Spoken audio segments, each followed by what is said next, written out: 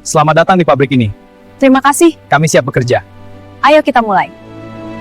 这不仅仅是一张证书，它代表着我们共同的努力和成果，创造更多的。谢谢大家。Listen, we need to be very careful from now on. Everything depends on our next move. I remember that moment. It was so special. 你还好吗？我没事，别担心，有我在。谢谢你。I won't back down from this. I know what I have to do, and I will fight for it. We must remain vigilant. The challenges ahead are great, but together we can overcome them. I had such a great time. It was amazing. I can't wait to do it again. I can't believe this is happening.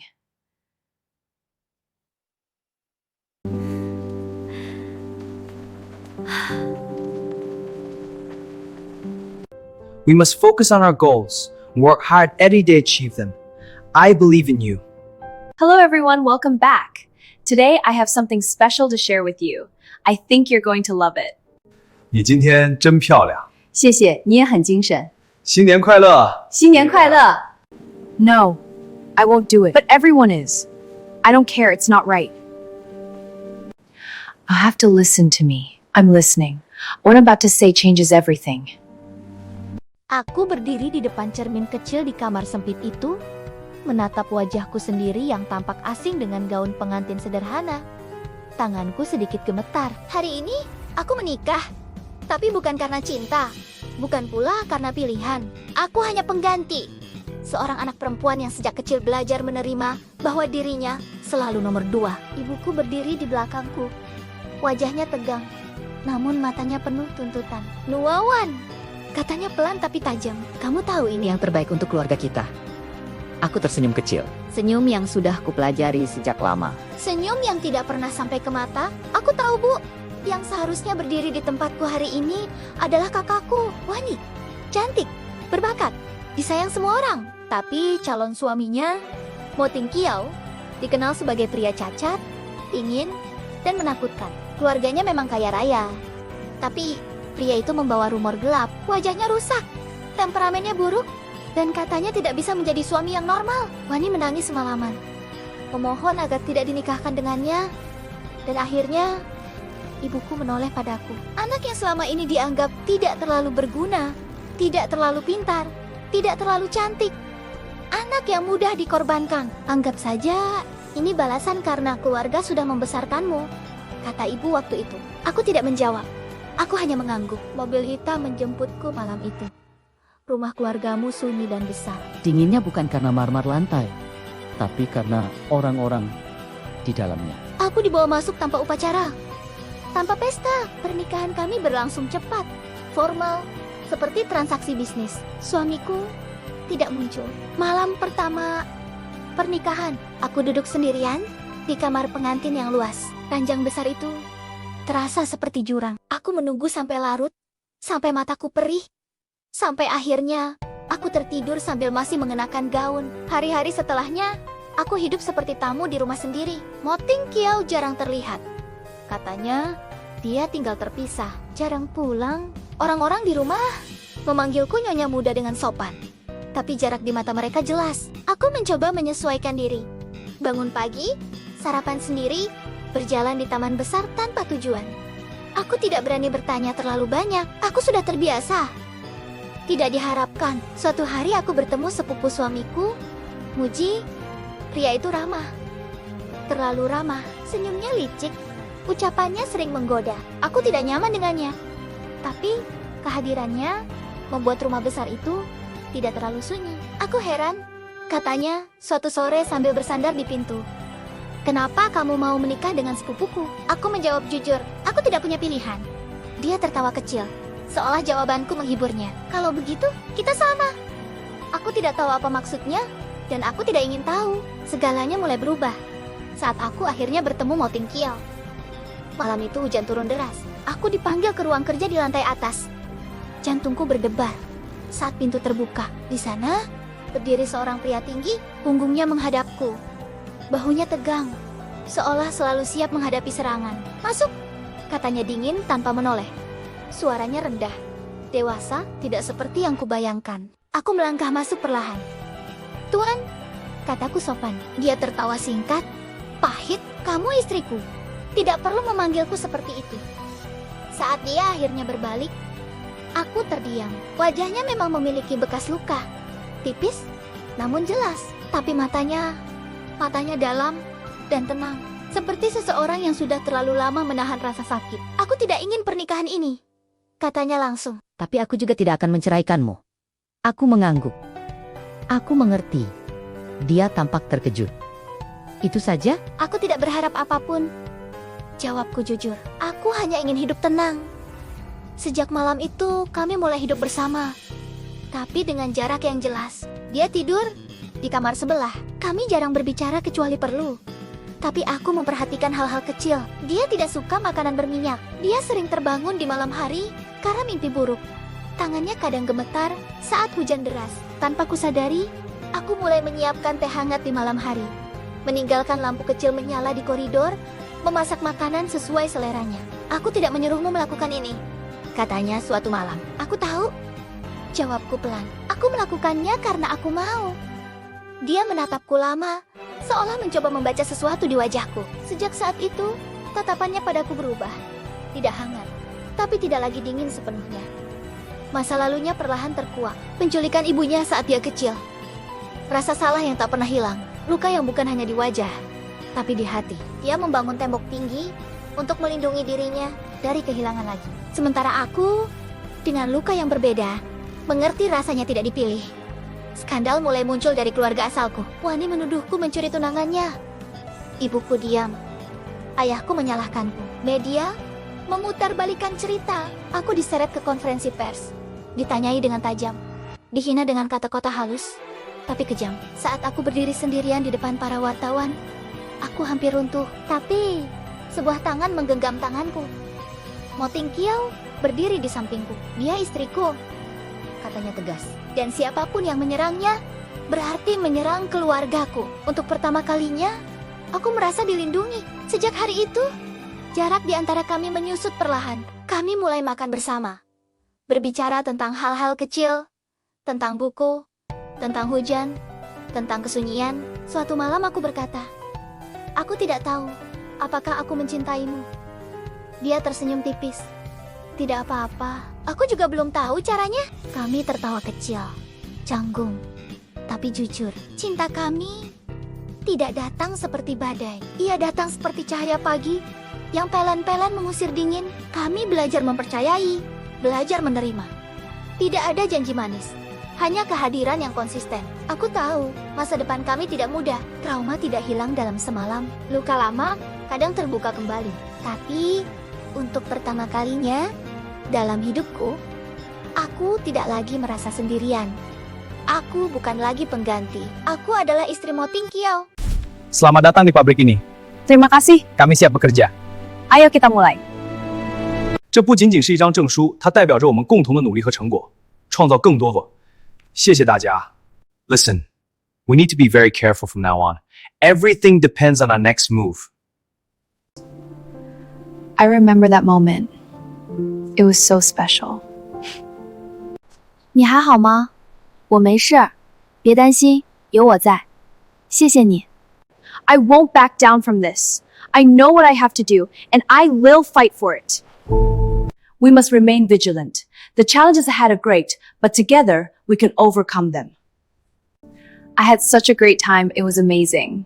I can't wait to do it again. I can't believe this is happening.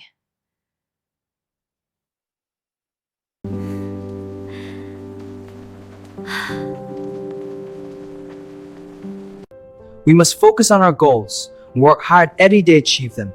I believe in you. Hello everyone, welcome back. Today I have something special to share with you. I think you're going to love it. 你今天真漂亮，谢谢，你也很精神。新年快乐！新年快乐! No, I won't do it. But everyone is. I don't care, it's not right.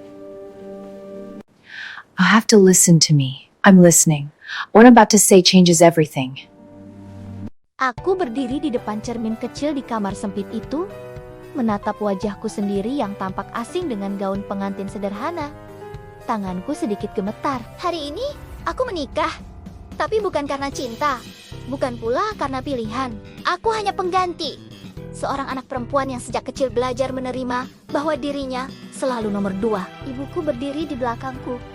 Wajahnya tegang, namun matanya penuh tuntutan. Nuawan, katanya pelan tapi tajam. Kamu tahu ini Yang terbaik untuk keluarga kita. Aku tersenyum kecil. Senyum yang sudah kupelajari sejak lama. senyum yang tidak pernah sampai ke mata. Aku tahu, Bu.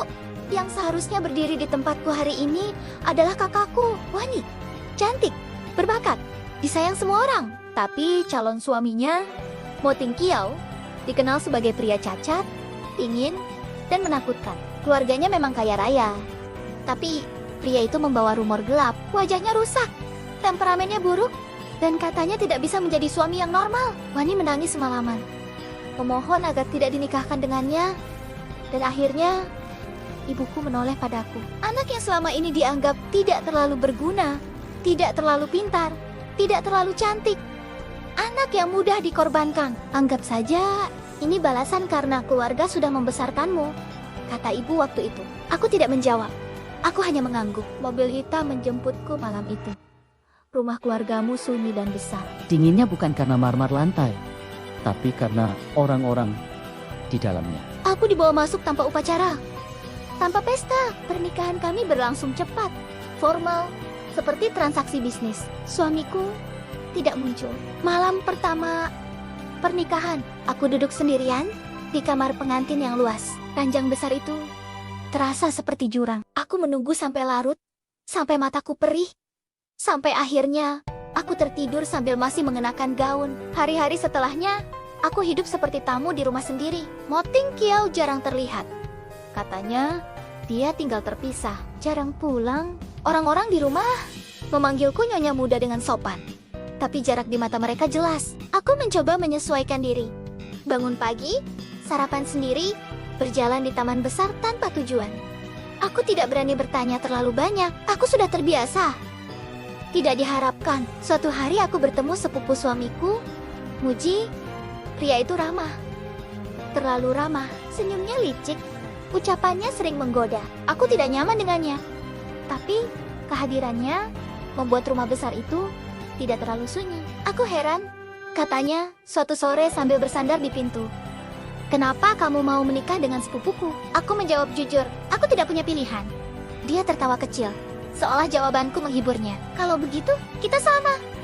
Aku tidak tahu apa maksudnya, dan aku tidak ingin tahu. Segalanya mulai berubah saat aku akhirnya bertemu Mo Ting Kiao. Malam itu hujan turun deras. Aku dipanggil ke ruang kerja di lantai atas. Jantungku berdebar saat pintu terbuka. Di sana, berdiri seorang pria tinggi, punggungnya menghadapku. Bahunya tegang, seolah selalu siap menghadapi serangan. Masuk, katanya dingin tanpa menoleh. Suaranya rendah, dewasa, tidak seperti yang kubayangkan. Aku melangkah masuk perlahan. Tuan, kataku sopan. Dia tertawa singkat, pahit. Kamu istriku, tidak perlu memanggilku seperti itu. Saat dia akhirnya berbalik, aku terdiam. Wajahnya memang memiliki bekas luka, tipis, namun jelas. Tapi matanya dalam dan tenang. Seperti seseorang yang sudah terlalu lama menahan rasa sakit. Aku tidak ingin pernikahan ini, katanya langsung. Tapi aku juga tidak akan menceraikanmu. Aku mengangguk. Aku mengerti. Dia tampak terkejut. Itu saja? Aku tidak berharap apapun. Jawabku jujur. Aku hanya ingin hidup tenang. Sejak malam itu, kami mulai hidup bersama. Tapi dengan jarak yang jelas. Dia tidur di kamar sebelah. Kami jarang berbicara kecuali perlu. Tapi aku memperhatikan hal-hal kecil. Dia tidak suka makanan berminyak. Dia sering terbangun di malam hari karena mimpi buruk. Tangannya kadang gemetar saat hujan deras. Tanpa kusadari, aku mulai menyiapkan teh hangat di malam hari. Meninggalkan lampu kecil menyala di koridor, memasak makanan sesuai seleranya. Aku tidak menyuruhmu melakukan ini, katanya suatu malam. Aku tahu, jawabku pelan. Aku melakukannya karena aku mau. Dia menatapku lama, seolah mencoba membaca sesuatu di wajahku. Sejak saat itu, tatapannya padaku berubah. Tidak hangat, tapi tidak lagi dingin sepenuhnya. Masa lalunya perlahan terkuak. Penculikan ibunya saat dia kecil. Rasa salah yang tak pernah hilang. Luka yang bukan hanya di wajah, tapi di hati. Dia membangun tembok tinggi untuk melindungi dirinya dari kehilangan lagi. Sementara aku, dengan luka yang berbeda, mengerti rasanya tidak dipilih. Skandal mulai muncul dari keluarga asalku. Wani menuduhku mencuri tunangannya. Ibuku diam. Ayahku menyalahkanku. Media memutarbalikkan cerita. Aku diseret ke konferensi pers. Ditanyai dengan tajam. Dihina dengan kata-kata halus, tapi kejam. Saat aku berdiri sendirian di depan para wartawan, aku hampir runtuh. Tapi sebuah tangan menggenggam tanganku. Mo Tingqiao berdiri di sampingku. Dia istriku, katanya tegas. Dan siapapun yang menyerangnya, berarti menyerang keluargaku. Untuk pertama kalinya, aku merasa dilindungi. Sejak hari itu, jarak di antara kami menyusut perlahan. Kami mulai makan bersama. Berbicara tentang hal-hal kecil, tentang buku, tentang hujan, tentang kesunyian. Suatu malam aku berkata, "Aku tidak tahu apakah aku mencintaimu." Dia tersenyum tipis. "Tidak apa-apa, aku juga belum tahu caranya." Kami tertawa kecil, canggung, tapi jujur. Cinta kami tidak datang seperti badai. Ia datang seperti cahaya pagi yang pelan-pelan mengusir dingin. Kami belajar mempercayai, belajar menerima. Tidak ada janji manis, hanya kehadiran yang konsisten. Aku tahu, masa depan kami tidak mudah. Trauma tidak hilang dalam semalam. Luka lama kadang terbuka kembali. Tapi, untuk pertama kalinya dalam hidupku, aku tidak lagi merasa sendirian. Aku bukan lagi pengganti. Aku adalah istri Mo Tingqiao. Selamat datang di pabrik ini.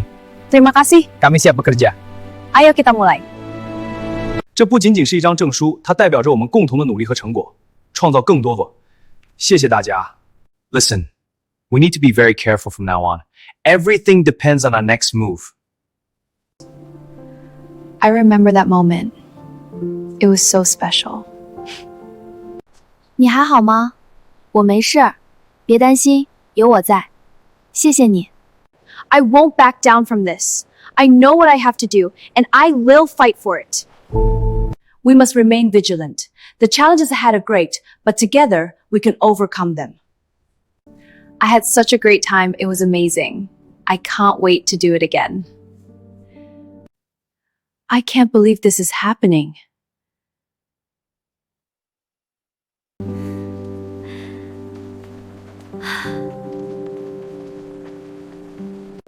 We must focus on our goals and work hard every day to achieve them.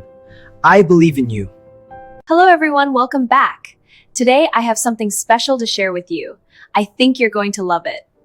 你今天真漂亮，谢谢，你也很精神。新年快乐！新年快乐! No, I won't do it. But everyone is. I don't care. It's not right. I'll have to listen to me. I'm listening. What I'm about to say changes everything.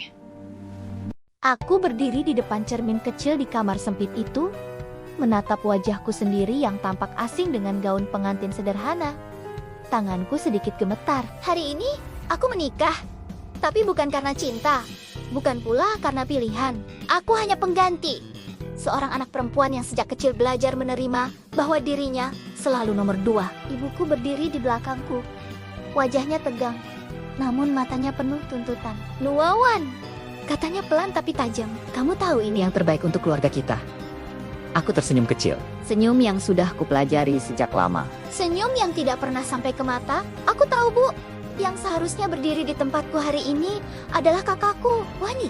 Cantik, berbakat, disayang semua orang. Tapi calon suaminya, Mo Tingqiao, dikenal sebagai pria cacat, ingin, dan menakutkan. Keluarganya memang kaya raya. Tapi pria itu membawa rumor gelap. Wajahnya rusak, temperamennya buruk, dan katanya tidak bisa menjadi suami yang normal. Wani menangis semalaman, memohon agar tidak dinikahkan dengannya. Dan akhirnya, ibuku menoleh padaku. Anak yang selama ini dianggap tidak terlalu berguna, tidak terlalu pintar, tidak terlalu cantik. Anak yang mudah dikorbankan. Anggap saja ini balasan karena keluarga sudah membesarkanmu, kata ibu waktu itu. Aku tidak menjawab. Aku hanya mengangguk. Mobil hitam menjemputku malam itu. Rumah keluargamu sunyi dan besar. Dinginnya bukan karena marmer lantai, tapi karena orang-orang di dalamnya. Aku dibawa masuk tanpa upacara. Tanpa pesta, pernikahan kami berlangsung cepat, formal, seperti transaksi bisnis. Suamiku tidak muncul. Malam pertama pernikahan, aku duduk sendirian di kamar pengantin yang luas. Ranjang besar itu terasa seperti jurang. Aku menunggu sampai larut, sampai mataku perih, sampai akhirnya aku tertidur sambil masih mengenakan gaun. Hari-hari setelahnya, aku hidup seperti tamu di rumah sendiri. Mo Ting Kiao jarang terlihat. Katanya, dia tinggal terpisah, jarang pulang. Orang-orang di rumah memanggilku nyonya muda dengan sopan. Tapi jarak di mata mereka jelas. Aku mencoba menyesuaikan diri. Bangun pagi, sarapan sendiri, berjalan di taman besar tanpa tujuan. Aku tidak berani bertanya terlalu banyak. Aku sudah terbiasa. Tidak diharapkan, suatu hari aku bertemu sepupu suamiku, Muji. Pria itu ramah. Terlalu ramah, senyumnya licik. Ucapannya sering menggoda. Aku tidak nyaman dengannya. Tapi kehadirannya membuat rumah besar itu tidak terlalu sunyi. Aku heran. Katanya suatu sore sambil bersandar di pintu. Kenapa kamu mau menikah dengan sepupuku? Aku menjawab jujur, aku tidak punya pilihan.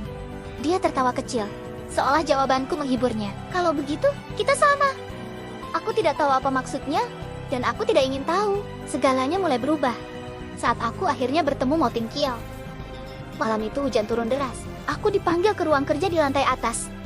Jantungku berdebar saat pintu terbuka. Di sana, berdiri seorang pria tinggi, punggungnya menghadapku.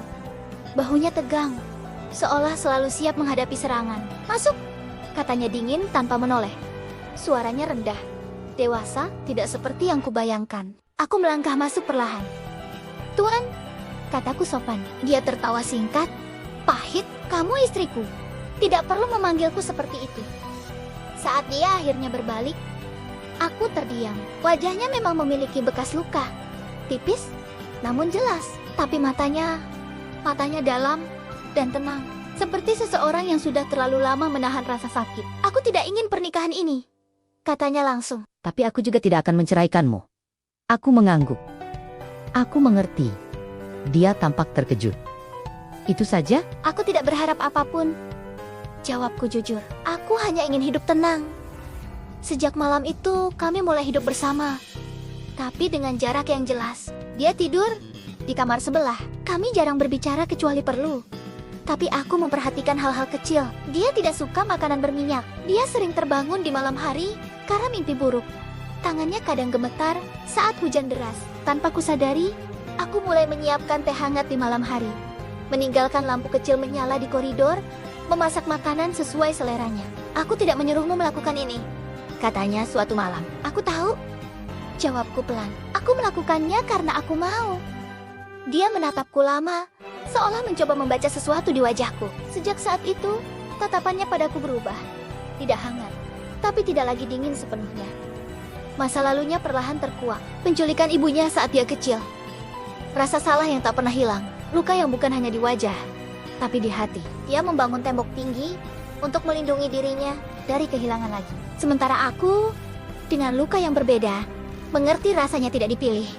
Skandal mulai muncul dari keluarga asalku. Wani menuduhku mencuri tunangannya. Ibuku diam. Ayahku menyalahkanku. Media memutarbalikkan cerita. Aku diseret ke konferensi pers. Ditanyai dengan tajam.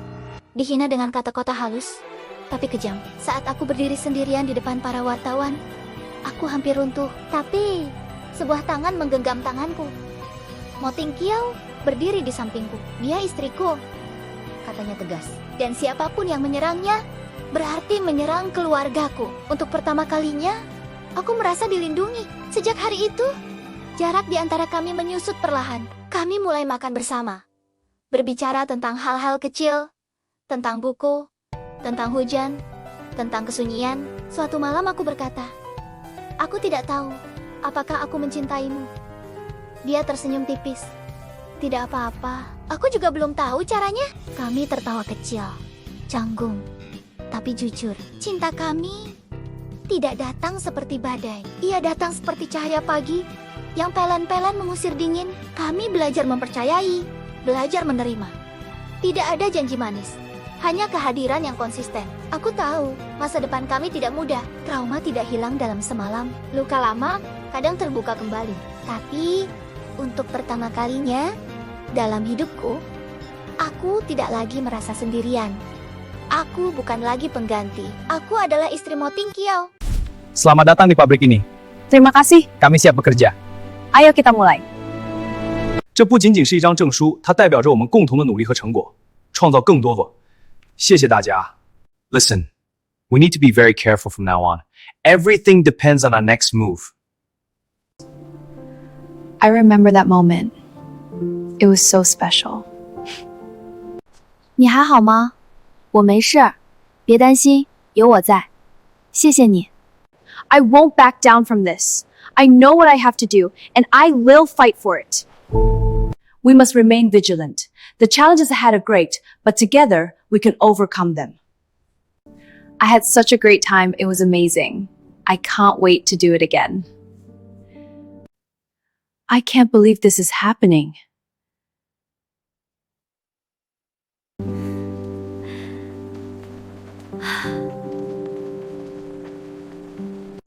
We must focus on our goals and work hard every day to achieve them. I believe in you. Hello, everyone. Welcome back. Today, I have something special to share with you. I think you're going to love it.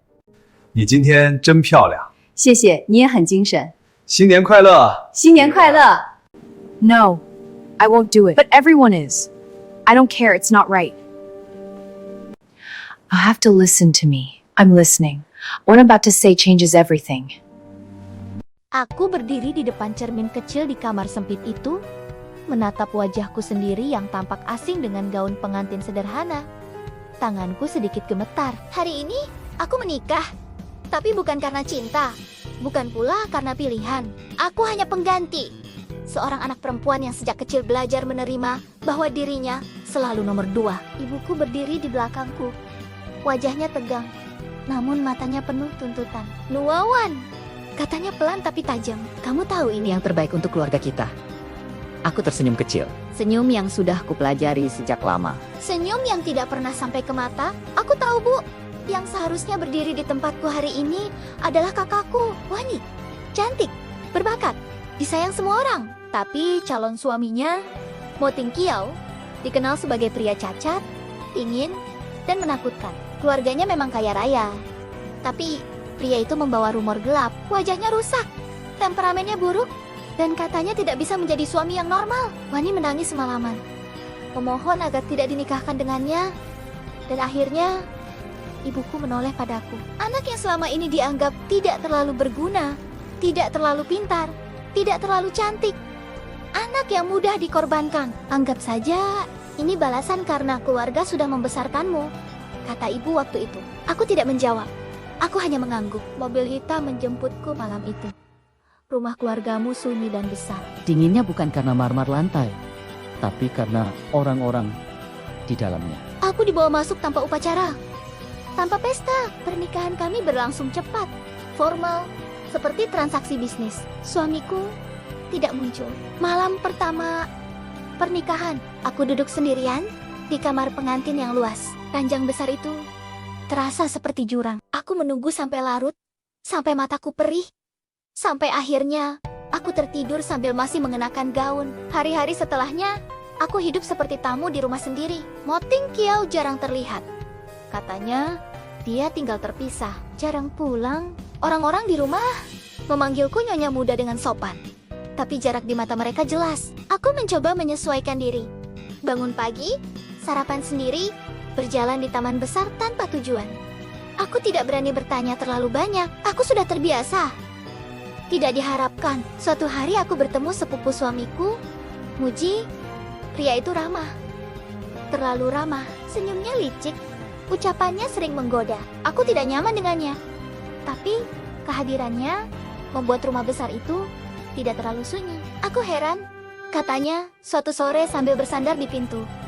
Kenapa kamu mau menikah dengan sepupuku? Aku menjawab jujur, aku tidak punya pilihan.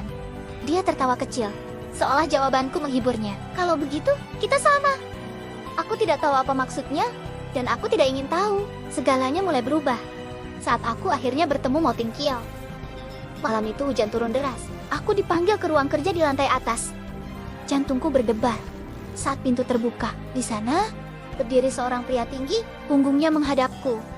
Bahunya tegang, seolah selalu siap menghadapi serangan. "Masuk," katanya dingin tanpa menoleh. Suaranya rendah, dewasa, tidak seperti yang kubayangkan. Aku melangkah masuk perlahan.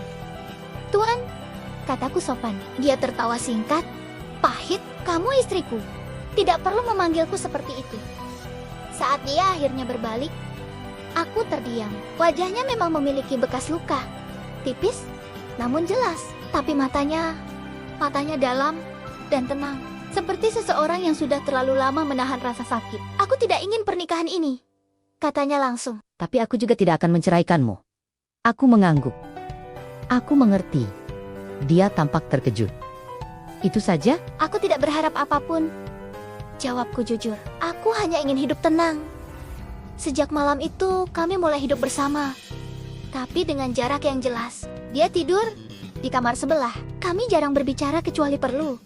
Tapi aku memperhatikan hal-hal kecil. Dia tidak suka makanan berminyak. Dia sering terbangun di malam hari karena mimpi buruk. Tangannya kadang gemetar saat hujan deras. Tanpa kusadari, aku mulai menyiapkan teh hangat di malam hari. Meninggalkan lampu kecil menyala di koridor, memasak makanan sesuai seleranya. "Aku tidak menyuruhmu melakukan ini," katanya suatu malam. "Aku tahu," jawabku pelan. "Aku melakukannya karena aku mau." Dia menatapku lama, seolah mencoba membaca sesuatu di wajahku. Sejak saat itu, tatapannya padaku berubah. Tidak hangat, tapi tidak lagi dingin sepenuhnya. Masa lalunya perlahan terkuak. Penculikan ibunya saat dia kecil. Rasa salah yang tak pernah hilang. Luka yang bukan hanya di wajah, tapi di hati. Dia membangun tembok tinggi untuk melindungi dirinya dari kehilangan lagi. Sementara aku, dengan luka yang berbeda, mengerti rasanya tidak dipilih. Skandal mulai muncul dari keluarga asalku. Wani menuduhku mencuri tunangannya. Ibuku diam. Ayahku menyalahkanku. Media memutarbalikkan cerita. Aku diseret ke konferensi pers. Ditanyai dengan tajam.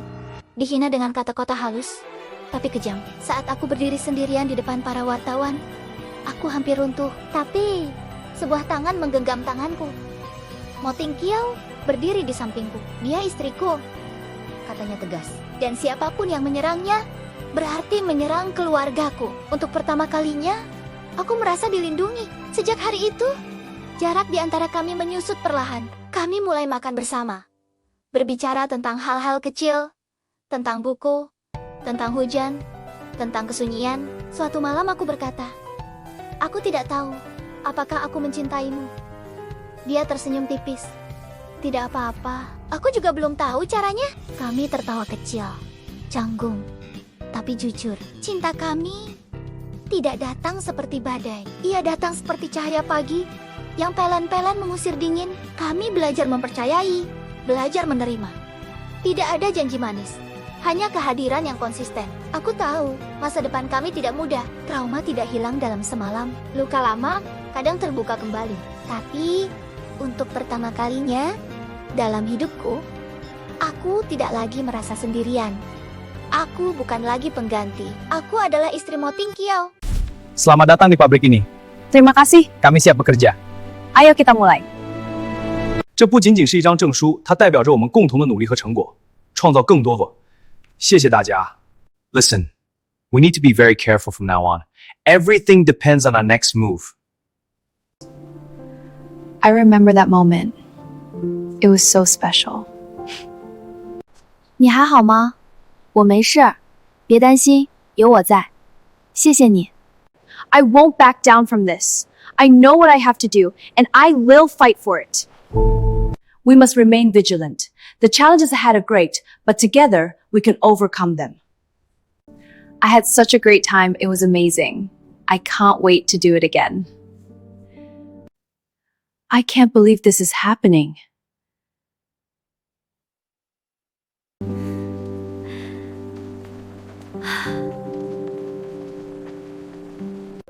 We must focus on our goals and work hard every day to achieve them. I believe in you. Hello everyone, welcome back. Today I have something special to share with you. I think you're going to love it. 你今天真漂亮，谢谢，你也很精神。新年快乐！新年快乐! No, I won't do it. But everyone is. I don't care, it's not right. I'll have to listen to me. I'm listening. What I'm about to say changes everything. Aku berdiri di depan cermin kecil di kamar sempit itu, menatap wajahku sendiri yang tampak asing dengan gaun pengantin sederhana. Tanganku sedikit gemetar. Hari ini aku menikah, tapi bukan karena cinta, bukan pula karena pilihan. Aku hanya pengganti. Seorang anak perempuan yang sejak kecil belajar menerima bahwa dirinya selalu nomor 2. Ibuku berdiri di belakangku. Wajahnya tegang, namun matanya penuh tuntutan. Nuawan, katanya pelan tapi tajam. Kamu tahu ini Yang terbaik untuk keluarga kita. Aku tersenyum kecil. Senyum yang sudah kupelajari sejak lama. senyum yang tidak pernah sampai ke mata. Aku tahu, Bu. Yang seharusnya berdiri di tempatku hari ini adalah kakakku, Wani. Cantik, berbakat, disayang semua orang. Tapi calon suaminya, Mo Ting Kiao, dikenal sebagai pria cacat, ingin, dan menakutkan. Keluarganya memang kaya raya. Tapi pria itu membawa rumor gelap. Wajahnya rusak, temperamennya buruk, dan katanya tidak bisa menjadi suami yang normal. Wani menangis semalaman, memohon agar tidak dinikahkan dengannya. Dan akhirnya ibuku menoleh padaku. Anak yang selama ini dianggap tidak terlalu berguna, tidak terlalu pintar, tidak terlalu cantik. Anak yang mudah dikorbankan. Anggap saja ini balasan karena keluarga sudah membesarkanmu, kata ibu waktu itu. Aku tidak menjawab. Aku hanya mengangguk. Mobil hitam menjemputku malam itu. Rumah keluargamu sunyi dan besar. Dinginnya bukan karena marmer lantai, tapi karena orang-orang di dalamnya. Aku dibawa masuk tanpa upacara, tanpa pesta. Pernikahan kami berlangsung cepat, formal, seperti transaksi bisnis. Suamiku tidak muncul. Malam pertama pernikahan, aku duduk sendirian di kamar pengantin yang luas. Ranjang besar itu terasa seperti jurang. Aku menunggu sampai larut, sampai mataku perih, sampai akhirnya aku tertidur sambil masih mengenakan gaun. Hari-hari setelahnya, aku hidup seperti tamu di rumah sendiri. Mo Ting Kiao jarang terlihat. Katanya, dia tinggal terpisah, jarang pulang. Orang-orang di rumah memanggilku nyonya muda dengan sopan. Tapi jarak di mata mereka jelas. Aku mencoba menyesuaikan diri. Bangun pagi, sarapan sendiri, berjalan di taman besar tanpa tujuan. Aku tidak berani bertanya terlalu banyak. Aku sudah terbiasa. Tidak diharapkan, suatu hari aku bertemu sepupu suamiku, Muji. Pria itu ramah. Terlalu ramah, senyumnya licik, ucapannya sering menggoda. Aku tidak nyaman dengannya. Tapi kehadirannya membuat rumah besar itu tidak terlalu sunyi. Aku heran, katanya suatu sore sambil bersandar di pintu. Kenapa kamu mau menikah dengan sepupuku? Aku menjawab jujur, aku tidak punya pilihan. Dia tertawa kecil, seolah jawabanku menghiburnya. Kalau begitu, kita sama. Aku tidak tahu apa maksudnya, dan aku tidak ingin tahu. Segalanya mulai berubah saat aku akhirnya bertemu Mo Ting Kiao. Malam itu hujan turun deras. Aku dipanggil ke ruang kerja di lantai atas. Jantungku berdebar saat pintu terbuka. Di sana, berdiri seorang pria tinggi, punggungnya menghadapku.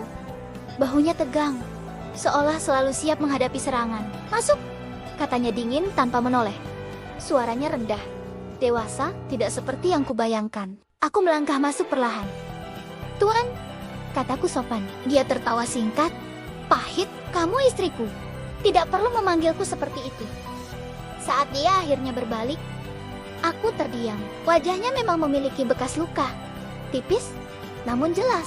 Tapi matanya dalam dan tenang, seperti seseorang yang sudah terlalu lama menahan rasa sakit. Aku tidak ingin pernikahan ini, katanya langsung. Tapi aku juga tidak akan menceraikanmu. Aku mengangguk. Aku mengerti. Dia tampak terkejut. Itu saja? Aku tidak berharap apapun, jawabku jujur. Aku hanya ingin hidup tenang. Sejak malam itu, kami mulai hidup bersama, tapi dengan jarak yang jelas. Dia tidur di kamar sebelah. Kami jarang berbicara kecuali perlu. Tapi aku memperhatikan hal-hal kecil. Dia tidak suka makanan berminyak. Dia sering terbangun di malam hari karena mimpi buruk. Tangannya kadang gemetar saat hujan deras. Tanpa kusadari, aku mulai menyiapkan teh hangat di malam hari. Meninggalkan lampu kecil menyala di koridor, memasak makanan sesuai seleranya. Aku tidak menyuruhmu melakukan ini, katanya suatu malam. Aku tahu, jawabku pelan. Aku melakukannya karena aku mau. Dia menatapku lama, seolah mencoba membaca sesuatu di wajahku. Sejak saat itu, tatapannya padaku berubah. Tidak hangat, tapi tidak lagi dingin sepenuhnya. Masa lalunya perlahan terkuak. Penculikan ibunya saat dia kecil. Rasa salah yang tak pernah hilang. Luka yang bukan hanya di wajah, tapi di hati. Dia membangun tembok tinggi untuk melindungi dirinya dari kehilangan lagi. Sementara aku, dengan luka yang berbeda, mengerti rasanya tidak dipilih. Skandal mulai muncul dari keluarga asalku. Wani menuduhku mencuri tunangannya. Ibuku diam. Ayahku menyalahkanku. Media memutarbalikkan cerita. Aku diseret ke konferensi pers. Ditanyai dengan tajam. Dihina dengan kata-kata halus, tapi kejam. Saat aku berdiri sendirian di depan para wartawan, aku hampir runtuh. Tapi sebuah tangan menggenggam tanganku. Mo Tingqiao berdiri di sampingku. Dia istriku, katanya tegas. Dan siapapun yang menyerangnya, berarti menyerang keluargaku. Untuk pertama kalinya, aku merasa dilindungi. Sejak hari itu, jarak di antara kami menyusut perlahan. Kami mulai makan bersama.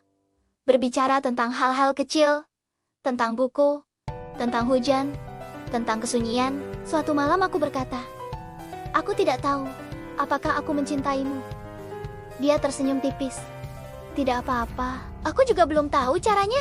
Kami tertawa kecil, canggung, tapi jujur. Cinta kami tidak datang seperti badai. Ia datang seperti cahaya pagi yang pelan-pelan mengusir dingin. Kami belajar mempercayai, belajar menerima. Tidak ada janji manis, hanya kehadiran yang konsisten. Aku tahu masa depan kami tidak mudah. Trauma tidak hilang dalam semalam. Luka lama kadang terbuka kembali. Tapi untuk pertama kalinya dalam hidupku, aku tidak lagi merasa sendirian. Aku bukan lagi pengganti. Aku adalah istri Mo Tingqiao. Selamat datang di pabrik ini. Terima kasih. Kami siap bekerja. Ayo kita mulai. 这不仅仅是一张证书，它代表着我们共同的努力和成果，创造更多个。谢谢大家。Listen, we need to be very careful from now on.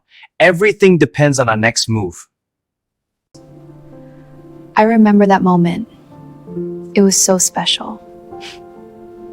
你还好吗？我没事，别担心，有我在。谢谢你。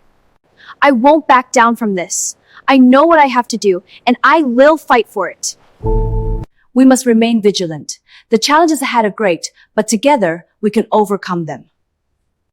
I had such a great time. It was amazing. I can't wait to do it again. I can't believe this is happening.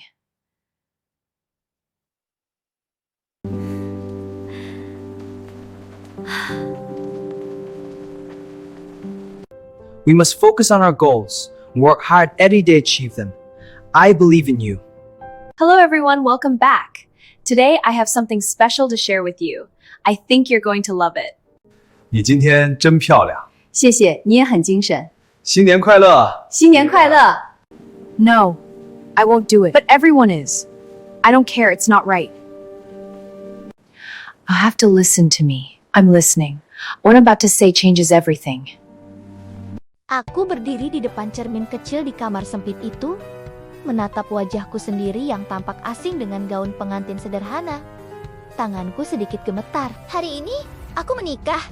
Tapi bukan karena cinta. Bukan pula karena pilihan. Aku hanya pengganti. Seorang anak perempuan yang sejak kecil belajar menerima bahwa dirinya selalu nomor 2. Ibuku berdiri di belakangku. Wajahnya tegang, namun matanya penuh tuntutan. "Nuawan," katanya pelan tapi tajam. "Kamu tahu ini yang terbaik untuk keluarga kita." Aku tersenyum kecil. Senyum yang sudah kupelajari sejak lama. Senyum yang tidak pernah sampai ke mata. "Aku tahu, Bu. Yang seharusnya berdiri di tempatku hari ini adalah kakakku, Wani. Cantik, berbakat, disayang semua orang." Tapi calon suaminya, Mo Tingqiao, dikenal sebagai pria cacat, dingin, dan menakutkan. Keluarganya memang kaya raya. Tapi pria itu membawa rumor gelap. Wajahnya rusak, temperamennya buruk, dan katanya tidak bisa menjadi suami yang normal. Wani menangis semalaman, memohon agar tidak dinikahkan dengannya. Dan akhirnya, ibuku menoleh padaku. Anak yang selama ini dianggap tidak terlalu berguna, tidak terlalu pintar, tidak terlalu cantik. Anak yang mudah dikorbankan. "Anggap saja ini balasan karena keluarga sudah membesarkanmu," kata ibu waktu itu. Aku tidak menjawab. Aku hanya mengangguk. Mobil hitam menjemputku malam itu. Rumah keluargamu sunyi dan besar. Dinginnya bukan karena marmer lantai, tapi karena orang-orang di dalamnya. Aku dibawa masuk tanpa upacara, tanpa pesta. Pernikahan kami berlangsung cepat, formal, seperti transaksi bisnis. Suamiku tidak muncul. Malam pertama pernikahan, aku duduk sendirian di kamar pengantin yang luas. Ranjang besar itu terasa seperti jurang. Aku menunggu sampai larut, sampai mataku perih, sampai akhirnya aku tertidur sambil masih mengenakan gaun. Hari-hari setelahnya, aku hidup seperti tamu di rumah sendiri. Mo Ting Kiao jarang terlihat. Katanya, dia tinggal terpisah, jarang pulang. Orang-orang di rumah memanggilku nyonya muda dengan sopan. Tapi jarak di mata mereka jelas. Aku mencoba menyesuaikan diri. Bangun pagi, sarapan sendiri, berjalan di taman besar tanpa tujuan. Aku tidak berani bertanya terlalu banyak. Aku sudah terbiasa. Tidak diharapkan, suatu hari aku bertemu sepupu suamiku, Muji. Pria itu ramah. Terlalu ramah, senyumnya licik, ucapannya sering menggoda. Aku tidak nyaman dengannya. Tapi kehadirannya membuat rumah besar itu tidak terlalu sunyi. Aku heran, katanya suatu sore sambil bersandar di pintu. Kenapa kamu mau menikah dengan sepupuku? Aku menjawab jujur, aku tidak punya pilihan. Dia tertawa kecil, seolah jawabanku menghiburnya. Kalau begitu, kita sama. Aku tidak tahu apa maksudnya, dan aku tidak ingin tahu. Segalanya mulai berubah saat aku akhirnya bertemu Mo Ting Kiao. Malam itu hujan turun deras. Aku dipanggil ke ruang kerja di lantai atas. Jantungku berdebar saat pintu terbuka. Di sana, berdiri seorang pria tinggi, punggungnya menghadapku. Bahunya tegang, seolah selalu siap menghadapi serangan. Masuk, katanya dingin tanpa menoleh. Suaranya rendah, dewasa, tidak seperti yang kubayangkan. Aku melangkah masuk perlahan. Tuan, kataku sopan. Dia tertawa singkat, pahit. Kamu istriku, tidak perlu memanggilku seperti itu. Saat dia akhirnya berbalik, aku terdiam. Wajahnya memang memiliki bekas luka, tipis, namun jelas. Tapi matanya dalam dan tenang, seperti seseorang yang sudah terlalu lama menahan rasa sakit. Aku tidak ingin pernikahan ini, katanya langsung. Tapi aku juga tidak akan menceraikanmu. Aku mengangguk. Aku mengerti. Dia tampak terkejut. Itu saja? Aku tidak berharap apapun. Jawabku jujur. Aku hanya ingin hidup tenang. Sejak malam itu, kami mulai hidup bersama. Tapi dengan jarak yang jelas. Dia tidur di kamar sebelah. Kami jarang berbicara kecuali perlu. Tapi aku memperhatikan hal-hal kecil. Dia tidak suka makanan berminyak. Dia sering terbangun di malam hari karena mimpi buruk. Tangannya kadang gemetar saat hujan deras. Tanpa kusadari, aku mulai menyiapkan teh hangat di malam hari. Meninggalkan lampu kecil menyala di koridor, memasak makanan sesuai seleranya. Aku tidak menyuruhmu melakukan ini, katanya suatu malam. Aku tahu, jawabku pelan. Aku melakukannya karena aku mau. Dia menatapku lama, seolah mencoba membaca sesuatu di wajahku. Sejak saat itu, tatapannya padaku berubah. Tidak hangat, tapi tidak lagi dingin sepenuhnya. Masa lalunya perlahan terkuak. Penculikan ibunya saat dia kecil. Rasa salah yang tak pernah hilang. Luka yang bukan hanya di wajah, tapi di hati. Dia membangun tembok tinggi untuk melindungi dirinya dari kehilangan lagi. Sementara aku, dengan luka yang berbeda, mengerti rasanya tidak dipilih. Skandal mulai muncul dari keluarga asalku. Wani menuduhku mencuri tunangannya. Ibuku diam. Ayahku menyalahkanku. Media memutarbalikkan cerita. Aku diseret ke konferensi pers. Ditanyai dengan tajam. Dihina dengan kata-kata halus, tapi kejam. Saat aku berdiri sendirian di depan para wartawan, aku hampir runtuh. Tapi sebuah tangan menggenggam tanganku. Mo Ting Kiao berdiri di sampingku. Dia istriku, katanya tegas. Dan siapapun yang menyerangnya berarti menyerang keluargaku. Untuk pertama kalinya, aku merasa dilindungi. Sejak hari itu, jarak di antara kami menyusut perlahan. Kami mulai makan bersama, berbicara tentang hal-hal kecil, tentang buku, tentang hujan, tentang kesunyian. Suatu malam aku berkata, aku tidak tahu apakah aku mencintaimu. Dia tersenyum tipis. Tidak apa-apa, aku juga belum tahu caranya. Kami tertawa kecil, canggung, tapi jujur. Cinta kami tidak datang seperti badai. Ia datang seperti cahaya pagi yang pelan-pelan mengusir dingin. Kami belajar mempercayai, belajar menerima. Tidak ada janji manis, hanya kehadiran yang konsisten. Aku tahu, masa depan kami tidak mudah. Trauma tidak hilang dalam semalam. Luka lama kadang terbuka kembali. Tapi, untuk pertama kalinya dalam hidupku, aku tidak lagi merasa sendirian. Aku bukan lagi pengganti. Aku adalah istri Mo Tingqiao. Selamat datang di pabrik ini. Terima kasih. Kami siap bekerja. Ayo kita mulai. 这不仅仅是一张证书，它代表着我们共同的努力和成果，创造更多个。谢谢大家。Listen, we need to be very careful from now on. Everything depends on our next move. I remember that moment. It was so special. 你还好吗？我没事，别担心，有我在。谢谢你。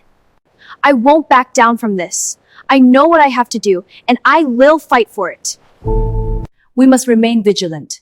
The challenges ahead are great, but together we can overcome them. I had such a great time. It was amazing. I can't wait to do it again. I can't believe this is happening.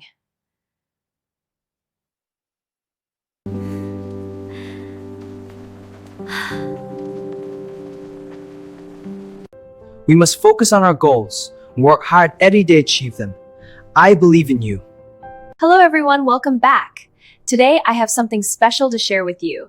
I think you're going to love it. 你今天真漂亮，谢谢，你也很精神。新年快乐！新年快乐! No, I won't do it. But everyone is. I don't care, it's not right. I'll have to listen to me. I'm listening. What I'm about to say changes everything. Aku berdiri di depan cermin kecil di kamar sempit itu, menatap wajahku sendiri yang tampak asing dengan gaun pengantin sederhana. Tanganku sedikit gemetar. Hari ini, aku menikah. Tapi bukan karena cinta. Bukan pula karena pilihan. Aku hanya pengganti. Seorang anak perempuan yang sejak kecil belajar menerima bahwa dirinya selalu nomor 2. Ibuku berdiri di belakangku. Wajahnya tegang, namun matanya penuh tuntutan. Nuawan, katanya pelan tapi tajam. Kamu tahu ini Yang terbaik untuk keluarga kita. Aku tersenyum kecil. Senyum yang sudah kupelajari sejak lama. senyum yang tidak pernah sampai ke mata. Aku tahu, Bu. Yang seharusnya berdiri di tempatku hari ini adalah kakakku, Wani. Cantik, berbakat, disayang semua orang. Tapi calon suaminya, Mo Tingqiao, dikenal sebagai pria cacat, ingin, dan menakutkan. Keluarganya memang kaya raya. Tapi pria itu membawa rumor gelap. Wajahnya rusak, temperamennya buruk, dan katanya tidak bisa menjadi suami yang normal. Wani menangis semalaman, memohon agar tidak dinikahkan dengannya. Dan akhirnya, ibuku menoleh padaku. Anak yang selama ini dianggap tidak terlalu berguna, tidak terlalu pintar, tidak terlalu cantik. Anak yang mudah dikorbankan. Anggap saja ini balasan karena keluarga sudah membesarkanmu, kata ibu waktu itu. Aku tidak menjawab. Aku hanya mengangguk. Mobil hitam menjemputku malam itu. Rumah keluargamu sunyi dan besar. Dinginnya bukan karena marmer lantai, tapi karena orang-orang di dalamnya. Aku dibawa masuk tanpa upacara, tanpa pesta. Pernikahan kami berlangsung cepat, formal, seperti transaksi bisnis. Suamiku tidak muncul. Malam pertama pernikahan, aku duduk sendirian di kamar pengantin yang luas. Ranjang besar itu terasa seperti jurang. Aku menunggu sampai larut, sampai mataku perih, sampai akhirnya aku tertidur sambil masih mengenakan gaun. Hari-hari setelahnya, aku hidup seperti tamu di rumah sendiri. Mo Tingqiao jarang terlihat. Katanya, dia tinggal terpisah, jarang pulang. Orang-orang di rumah memanggilku nyonya muda dengan sopan. Tapi jarak di mata mereka jelas. Aku mencoba menyesuaikan diri. Bangun pagi, sarapan sendiri, berjalan di taman besar tanpa tujuan. Aku tidak berani bertanya terlalu banyak. Aku sudah terbiasa. Tidak diharapkan, suatu hari aku bertemu sepupu suamiku, Muji. Pria itu ramah. Terlalu ramah, senyumnya licik. Ucapannya sering menggoda. Aku tidak nyaman dengannya. Tapi kehadirannya membuat rumah besar itu tidak terlalu sunyi. Aku heran, katanya suatu sore sambil bersandar di pintu. Kenapa kamu mau menikah dengan sepupuku? Aku menjawab jujur, aku tidak punya pilihan. Dia tertawa kecil, seolah jawabanku menghiburnya. Kalau begitu, kita sama. Aku tidak tahu apa maksudnya, dan aku tidak ingin tahu. Segalanya mulai berubah saat aku akhirnya bertemu Mo Tingqiao. Malam itu hujan turun deras. Aku dipanggil ke ruang kerja di lantai atas. Jantungku berdebar saat pintu terbuka. Di sana, berdiri seorang pria tinggi, punggungnya menghadapku. Bahunya tegang, seolah selalu siap menghadapi serangan. "Masuk," katanya dingin tanpa menoleh. Suaranya rendah, dewasa, tidak seperti yang kubayangkan. Aku melangkah masuk perlahan. "Tuan," kataku sopan. Dia tertawa singkat, pahit. "Kamu istriku. Tidak perlu memanggilku seperti itu." Saat dia akhirnya berbalik, aku terdiam. Wajahnya memang memiliki bekas luka. Tipis, namun jelas. Tapi matanya dalam dan tenang. Seperti seseorang yang sudah terlalu lama menahan rasa sakit. "Aku tidak ingin pernikahan ini," katanya langsung. Tapi aku juga tidak akan menceraikanmu. Aku mengangguk. Aku mengerti. Dia tampak terkejut. Itu saja? "Aku tidak berharap apapun," jawabku jujur. "Aku hanya ingin hidup tenang. Sejak malam itu, kami mulai hidup bersama. Tapi dengan jarak yang jelas. Dia tidur di kamar sebelah. Kami jarang berbicara kecuali perlu. Tapi aku memperhatikan hal-hal kecil. Dia tidak suka makanan berminyak. Dia sering terbangun di malam hari karena mimpi buruk. Tangannya kadang gemetar saat hujan deras. Tanpa kusadari, aku mulai menyiapkan teh hangat di malam hari. Meninggalkan lampu kecil menyala di koridor, memasak makanan sesuai seleranya. "Aku tidak menyuruhmu melakukan ini," katanya suatu malam. "Aku tahu," jawabku pelan. "Aku melakukannya karena aku mau." Dia menatapku lama, seolah mencoba membaca sesuatu di wajahku. Sejak saat itu, tatapannya padaku berubah. Tidak hangat, tapi tidak lagi dingin sepenuhnya. Masa lalunya perlahan terkuak. Penculikan ibunya saat dia kecil. Rasa salah yang tak pernah hilang. Luka yang bukan hanya di wajah, tapi di hati. Dia membangun tembok tinggi untuk melindungi dirinya dari kehilangan lagi. Sementara aku, dengan luka yang berbeda, mengerti rasanya tidak dipilih. Skandal mulai muncul dari keluarga asalku. Wani menuduhku mencuri tunangannya. Ibuku diam. Ayahku menyalahkanku. Media memutarbalikkan cerita. Aku diseret ke konferensi pers. Ditanyai dengan tajam. Dihina dengan kata-kata halus, tapi kejam. Saat aku berdiri sendirian di depan para wartawan, aku hampir runtuh. Tapi sebuah tangan menggenggam tanganku. Mo Ting Kiau berdiri di sampingku. "Dia istriku," katanya tegas. "Dan siapapun yang menyerangnya, berarti menyerang keluargaku." Untuk pertama kalinya, aku merasa dilindungi. Sejak hari itu, jarak di antara kami menyusut perlahan. Kami mulai makan bersama. Berbicara tentang hal-hal kecil, tentang buku, tentang hujan, tentang kesunyian. Suatu malam aku berkata, "Aku tidak tahu apakah aku mencintaimu." Dia tersenyum tipis. "Tidak apa-apa, aku juga belum tahu caranya." Kami tertawa kecil, canggung, tapi jujur. Cinta kami tidak datang seperti badai. Ia datang seperti cahaya pagi yang pelan-pelan mengusir dingin. Kami belajar mempercayai, belajar menerima. Tidak ada janji manis, hanya kehadiran yang konsisten. Aku tahu masa depan kami tidak mudah. Trauma tidak hilang dalam semalam. Luka lama kadang terbuka kembali. Tapi untuk pertama kalinya dalam hidupku, aku tidak lagi merasa sendirian. Aku bukan lagi pengganti. Aku adalah istri Mo Ting Kiau. Selamat datang di pabrik ini. Terima kasih. Kami siap bekerja. Ayo kita mulai. 这不仅仅是一张证书，它代表着我们共同的努力和成果，创造更多的。谢谢大家。Listen, we need to be very careful from now on. Everything depends on our next move. I remember that moment. It was so special. 你还好吗？我没事，别担心，有我在。谢谢你。I won't back down from this. I know what I have to do, and I will fight for it. We must remain vigilant. The challenges ahead are great, but together we can overcome them. I had such a great time. It was amazing. I can't wait to do it again. I can't believe this is happening.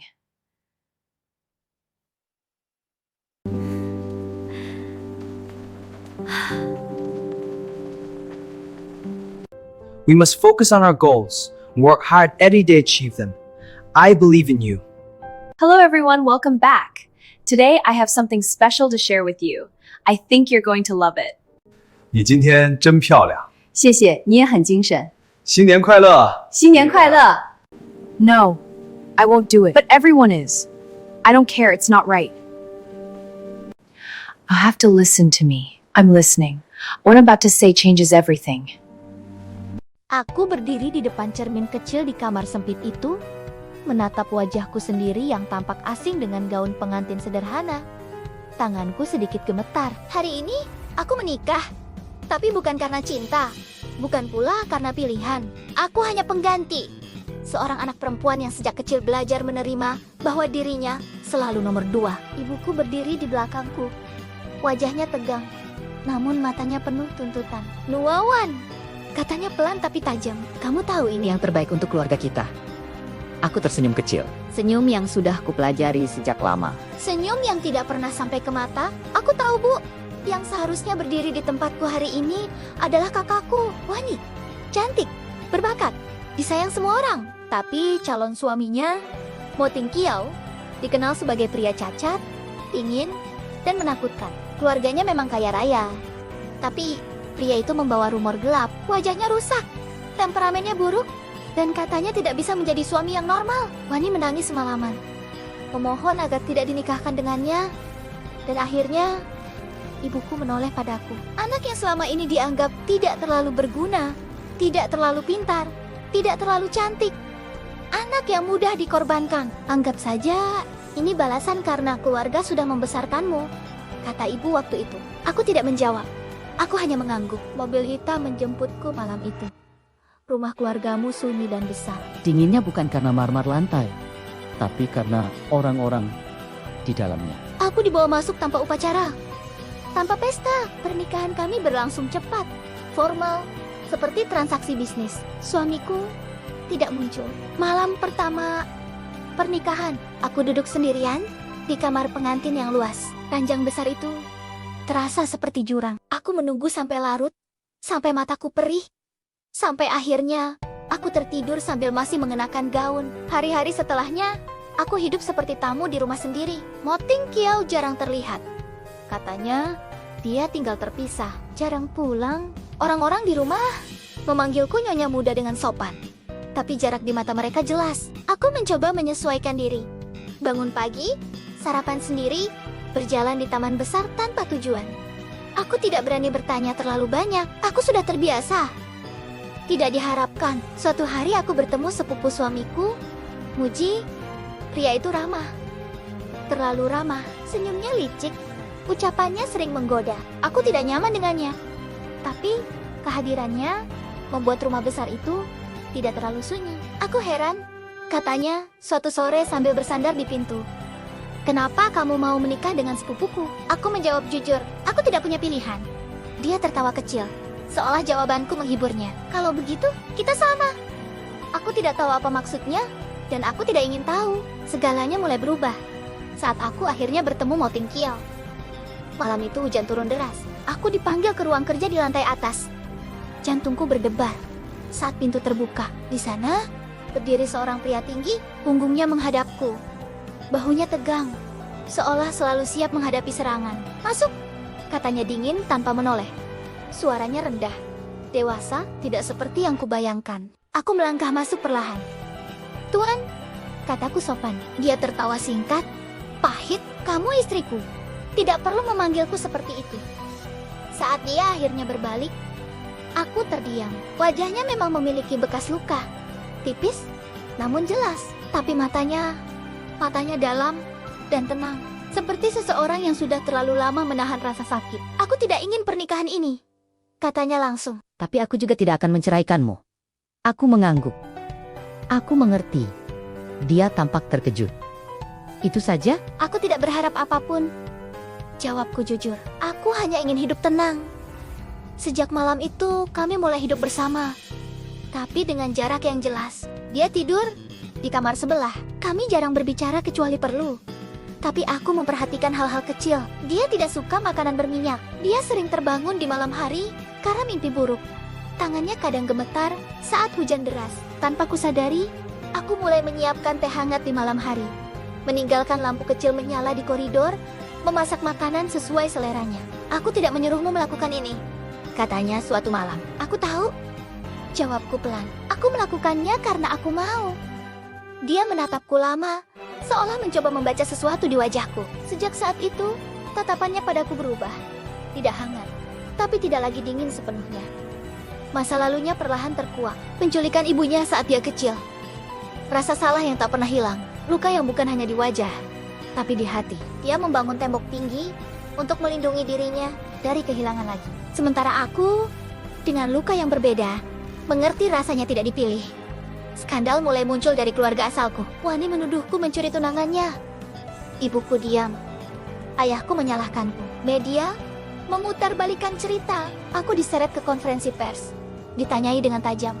Dihina dengan kata-kata halus, tapi kejam. Saat aku berdiri sendirian di depan para wartawan, aku hampir runtuh. Tapi sebuah tangan menggenggam tanganku. Mo Tingqiao berdiri di sampingku. Dia istriku, katanya tegas. Dan siapapun yang menyerangnya, berarti menyerang keluargaku. Untuk pertama kalinya, aku merasa dilindungi.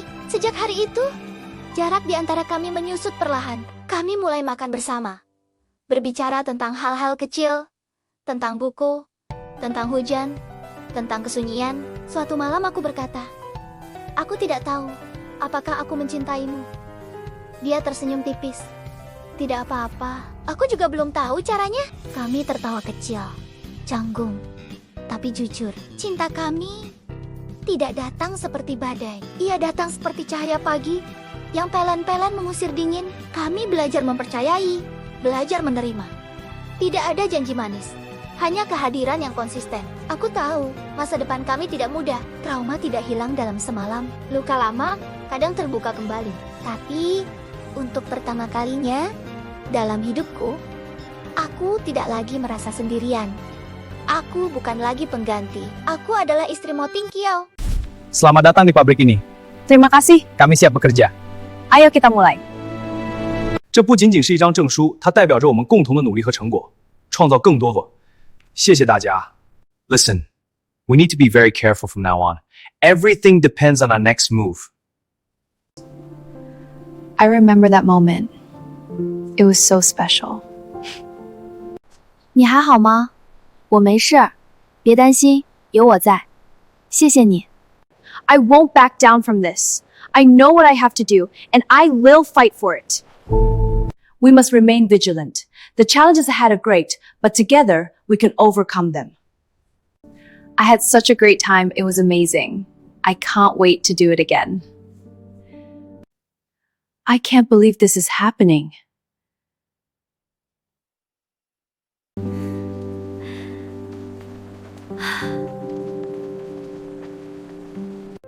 We must focus on our goals and work hard every day to achieve them. I believe in you. Hello, everyone. Welcome back. Today, I have something special to share with you. I think you're going to love it. 你今天真漂亮，谢谢，你也很精神。新年快乐！新年快乐! No, I won't do it. But everyone is. I don't care. It's not right. I'll have to listen to me. I'm listening. What I'm about to say changes everything. Aku berdiri di depan cermin kecil di kamar sempit itu, menatap wajahku sendiri yang tampak asing dengan gaun pengantin sederhana. Tanganku sedikit gemetar. Hari ini, aku menikah. Tapi bukan karena cinta. Bukan pula karena pilihan. Aku hanya pengganti. Seorang anak perempuan yang sejak kecil belajar menerima bahwa dirinya selalu nomor 2. Ibuku berdiri di belakangku. Wajahnya tegang, namun matanya penuh tuntutan. "Nuawan," katanya pelan tapi tajam. "Kamu tahu ini yang terbaik untuk keluarga kita." Aku tersenyum kecil. Senyum yang sudah kupelajari sejak lama. Senyum yang tidak pernah sampai ke mata. "Aku tahu, Bu. Yang seharusnya berdiri di tempatku hari ini adalah kakakku, Wani. Cantik, berbakat, disayang semua orang. Tapi calon suaminya, Mo Tingqiao, dikenal sebagai pria cacat, ingin, dan menakutkan. Keluarganya memang kaya raya. Tapi pria itu membawa rumor gelap. Wajahnya rusak, temperamennya buruk, dan katanya tidak bisa menjadi suami yang normal." Wani menangis semalaman, memohon agar tidak dinikahkan dengannya. Dan akhirnya, ibuku menoleh padaku. Anak yang selama ini dianggap tidak terlalu berguna, tidak terlalu pintar, tidak terlalu cantik. Anak yang mudah dikorbankan. "Anggap saja ini balasan karena keluarga sudah membesarkanmu," kata ibu waktu itu. Aku tidak menjawab. Aku hanya mengangguk. Mobil hitam menjemputku malam itu. Rumah keluargamu sunyi dan besar. Dinginnya bukan karena marmer lantai, tapi karena orang-orang di dalamnya. Aku dibawa masuk tanpa upacara, tanpa pesta. Pernikahan kami berlangsung cepat, formal, seperti transaksi bisnis. Suamiku tidak muncul. Malam pertama pernikahan, aku duduk sendirian di kamar pengantin yang luas. Ranjang besar itu terasa seperti jurang. Aku menunggu sampai larut, sampai mataku perih, sampai akhirnya aku tertidur sambil masih mengenakan gaun. Hari-hari setelahnya, aku hidup seperti tamu di rumah sendiri. Mo Ting Kiao jarang terlihat. Katanya, dia tinggal terpisah, jarang pulang. Orang-orang di rumah memanggilku nyonya muda dengan sopan. Tapi jarak di mata mereka jelas. Aku mencoba menyesuaikan diri. Bangun pagi, sarapan sendiri, berjalan di taman besar tanpa tujuan. Aku tidak berani bertanya terlalu banyak. Aku sudah terbiasa. Tidak diharapkan, suatu hari aku bertemu sepupu suamiku, Muji. Pria itu ramah. Terlalu ramah, senyumnya licik. Ucapannya sering menggoda. Aku tidak nyaman dengannya. Tapi kehadirannya membuat rumah besar itu tidak terlalu sunyi. Aku heran. Katanya suatu sore sambil bersandar di pintu, "Kenapa kamu mau menikah dengan sepupuku?" Aku menjawab jujur, aku tidak punya pilihan. Dia tertawa kecil, seolah jawabanku menghiburnya. "Kalau begitu, kita sama."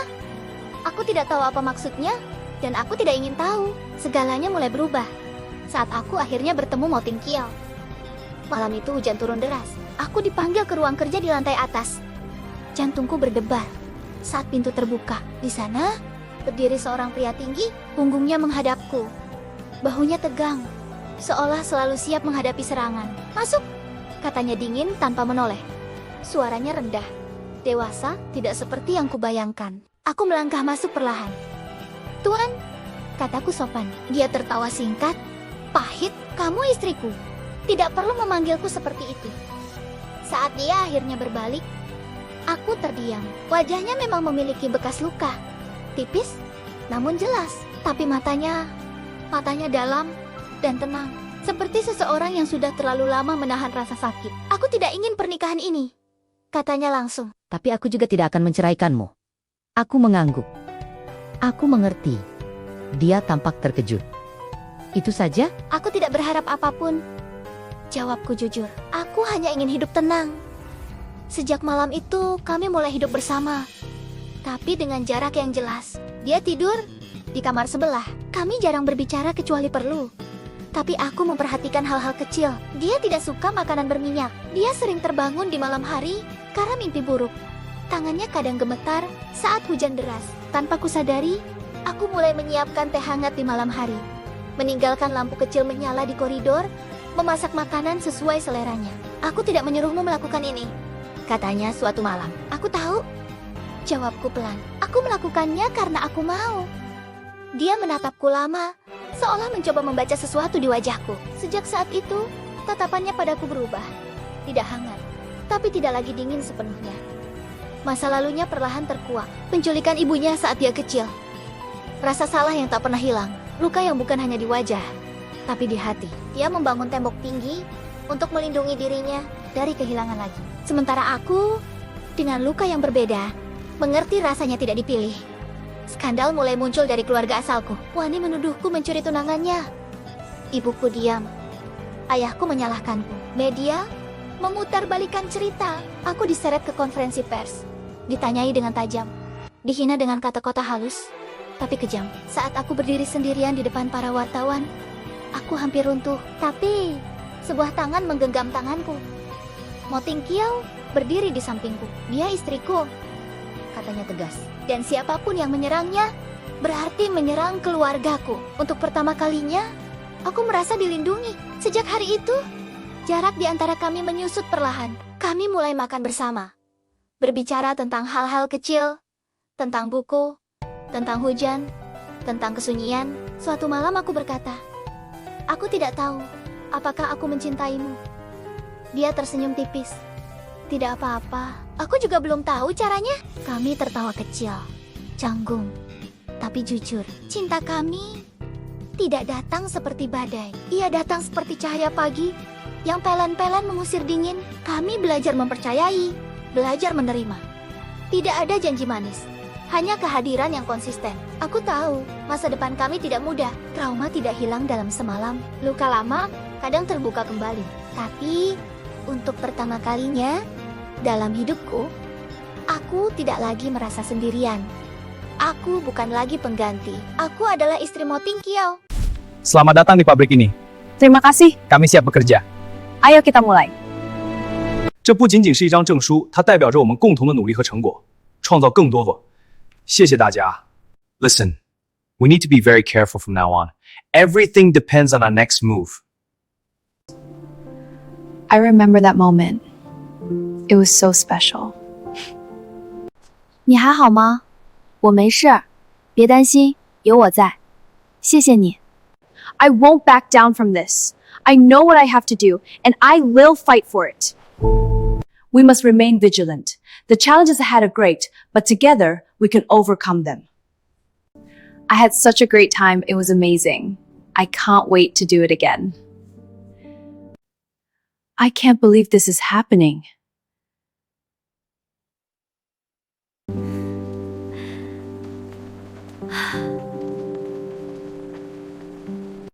We must focus on our goals and work hard every day to achieve them. I believe in you. Hello, everyone. Welcome back. Today, I have something special to share with you. I think you're going to love it. 你今天真漂亮，谢谢，你也很精神。新年快乐！新年快乐! No, I won't do it. But everyone is. I don't care. It's not right. I'll have to listen to me. I'm listening. What I'm about to say changes everything. Aku berdiri di depan cermin kecil di kamar sempit itu, menatap wajahku sendiri yang tampak asing dengan gaun pengantin sederhana. Tanganku sedikit gemetar. Hari ini, aku menikah. Tapi bukan karena cinta. Bukan pula karena pilihan. Aku hanya pengganti.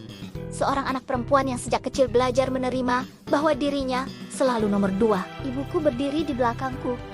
Wajahnya tegang, namun matanya penuh tuntutan. Nuawan, katanya pelan tapi tajam. Kamu tahu ini Yang terbaik untuk keluarga kita. Aku tersenyum kecil. Senyum yang sudah kupelajari sejak lama. senyum yang tidak pernah sampai ke mata. Aku tahu, Bu. Yang seharusnya berdiri di tempatku hari ini adalah kakakku, Wani. Cantik, berbakat, disayang semua orang. Tapi calon suaminya, Mo Tingqiao, dikenal sebagai pria cacat, ingin, dan menakutkan. Keluarganya memang kaya raya. Tapi pria itu membawa rumor gelap. Wajahnya rusak, temperamennya buruk, dan katanya tidak bisa menjadi suami yang normal. Wani menangis semalaman, memohon agar tidak dinikahkan dengannya. Dan akhirnya, ibuku menoleh padaku. Anak yang selama ini dianggap tidak terlalu berguna, tidak terlalu pintar, tidak terlalu cantik.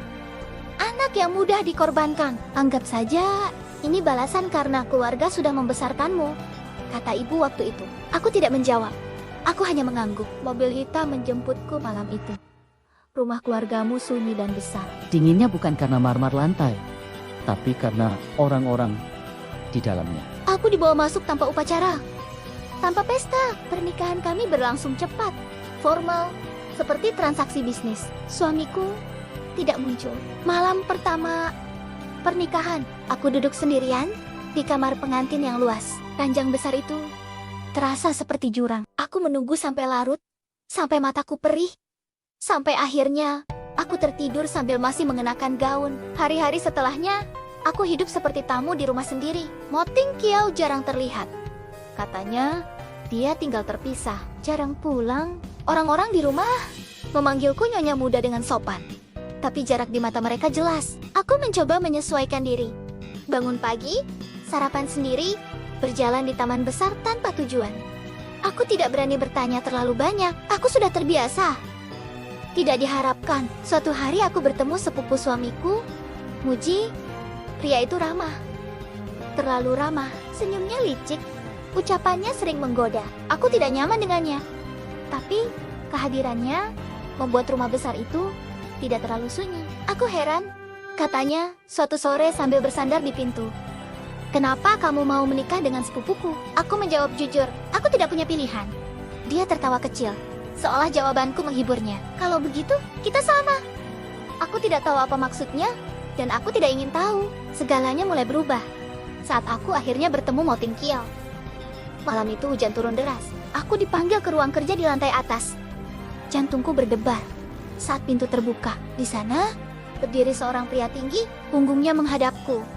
Bahunya tegang, seolah selalu siap menghadapi serangan. "Masuk," katanya dingin tanpa menoleh. Suaranya rendah, dewasa, tidak seperti yang kubayangkan. Aku melangkah masuk perlahan. "Tuan," kataku sopan. Dia tertawa singkat, pahit. "Kamu istriku. Tidak perlu memanggilku seperti itu."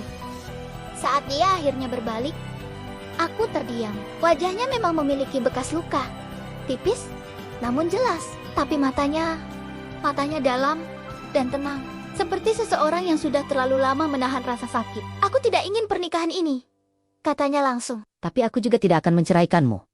Aku mengangguk. Aku mengerti. Dia tampak terkejut. Itu saja? "Aku tidak berharap apapun," jawabku jujur. "Aku hanya ingin hidup tenang. Sejak malam itu, kami mulai hidup bersama. Tapi dengan jarak yang jelas. Dia tidur di kamar sebelah. Kami jarang berbicara kecuali perlu. Tapi aku memperhatikan hal-hal kecil. Dia tidak suka makanan berminyak. Dia sering terbangun di malam hari karena mimpi buruk.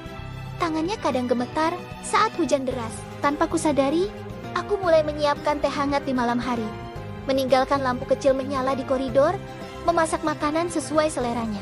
"Aku tidak menyuruhmu melakukan ini," katanya suatu malam. "Aku tahu," jawabku pelan. "Aku melakukannya karena aku mau."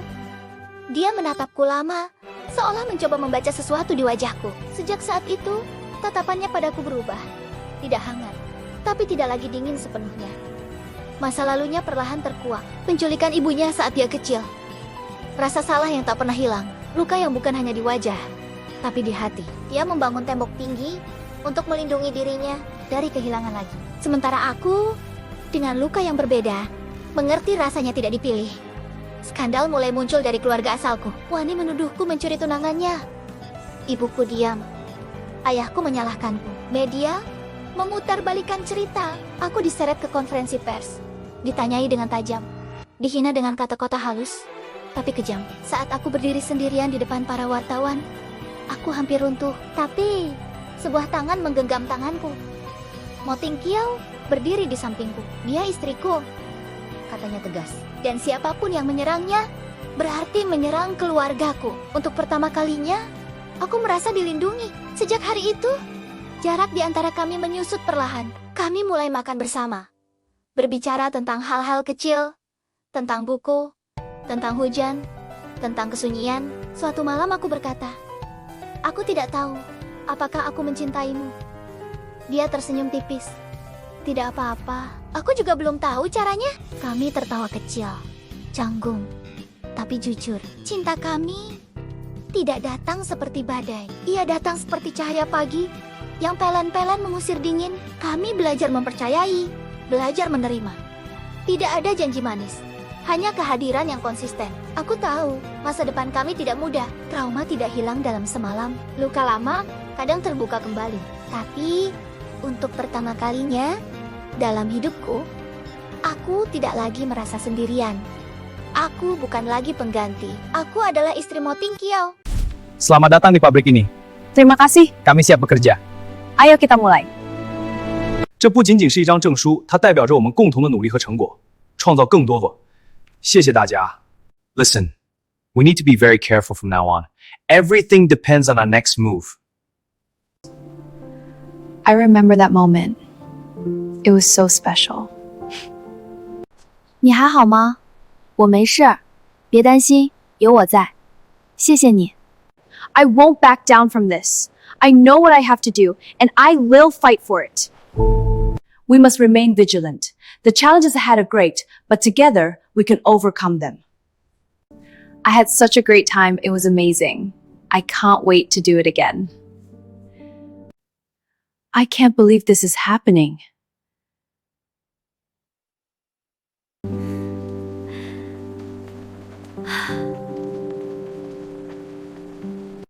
We must focus on our goals, work hard every day to achieve them. I believe in you. Hello everyone, welcome back. Today I have something special to share with you. I think you're going to love it. 你今天真漂亮，谢谢，你也很精神。新年快乐！新年快乐! No, I won't do it. But everyone is. I don't care, it's not right. You'll have to listen to me. I'm listening. What I'm about to say changes everything. Aku berdiri di depan cermin kecil di kamar sempit itu, menatap wajahku sendiri yang tampak asing dengan gaun pengantin sederhana. Tanganku sedikit gemetar. Hari ini, aku menikah. Tapi bukan karena cinta. Bukan pula karena pilihan. Aku hanya pengganti.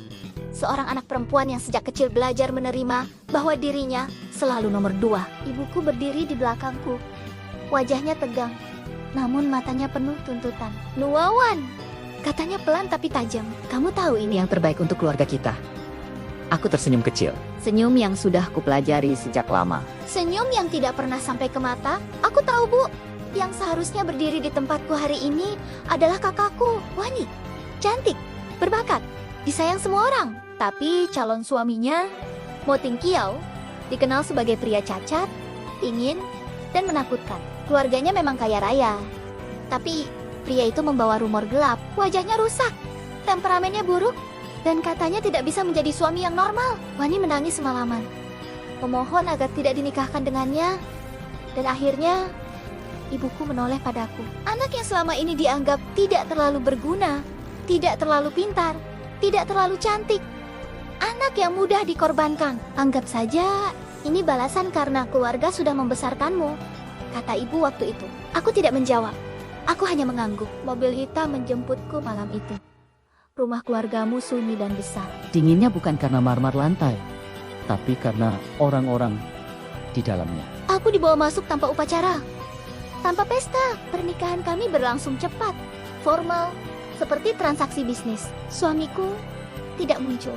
Malam pertama pernikahan, aku duduk sendirian di kamar pengantin yang luas. Ranjang besar itu terasa seperti jurang. Aku menunggu sampai larut, sampai mataku perih, sampai akhirnya aku tertidur sambil masih mengenakan gaun. Hari-hari setelahnya, aku hidup seperti tamu di rumah sendiri. Mo Ting Kiau jarang terlihat. Katanya, dia tinggal terpisah, jarang pulang. Orang-orang di rumah memanggilku nyonya muda dengan sopan. Tapi jarak di mata mereka jelas. Aku mencoba menyesuaikan diri. Bangun pagi, sarapan sendiri, berjalan di taman besar tanpa tujuan. Aku tidak berani bertanya terlalu banyak. Aku sudah terbiasa. Tidak diharapkan, suatu hari aku bertemu sepupu suamiku, Muji. Pria itu ramah. Terlalu ramah, senyumnya licik, ucapannya sering menggoda. Aku tidak nyaman dengannya. Tapi kehadirannya membuat rumah besar itu tidak terlalu sunyi. Aku heran, katanya suatu sore sambil bersandar di pintu. Kenapa kamu mau menikah dengan sepupuku? Aku menjawab jujur, aku tidak punya pilihan. Dia tertawa kecil, seolah jawabanku menghiburnya. Kalau begitu, kita sama. Aku tidak tahu apa maksudnya, dan aku tidak ingin tahu. Segalanya mulai berubah saat aku akhirnya bertemu Mo Ting Kiau. Malam itu hujan turun deras. Aku dipanggil ke ruang kerja di lantai atas. Jantungku berdebar saat pintu terbuka. Di sana, berdiri seorang pria tinggi, punggungnya menghadapku. Bahunya tegang, seolah selalu siap menghadapi serangan. Masuk, katanya dingin tanpa menoleh. Suaranya rendah, dewasa, tidak seperti yang kubayangkan. Aku melangkah masuk perlahan. Tuan, kataku sopan. Dia tertawa singkat, pahit. Kamu istriku, tidak perlu memanggilku seperti itu. Saat dia akhirnya berbalik, aku terdiam. Wajahnya memang memiliki bekas luka, tipis, namun jelas. Tapi matanya dalam dan tenang, seperti seseorang yang sudah terlalu lama menahan rasa sakit. Aku tidak ingin pernikahan ini, katanya langsung. Tapi aku juga tidak akan menceraikanmu. Aku mengangguk. Aku mengerti. Dia tampak terkejut.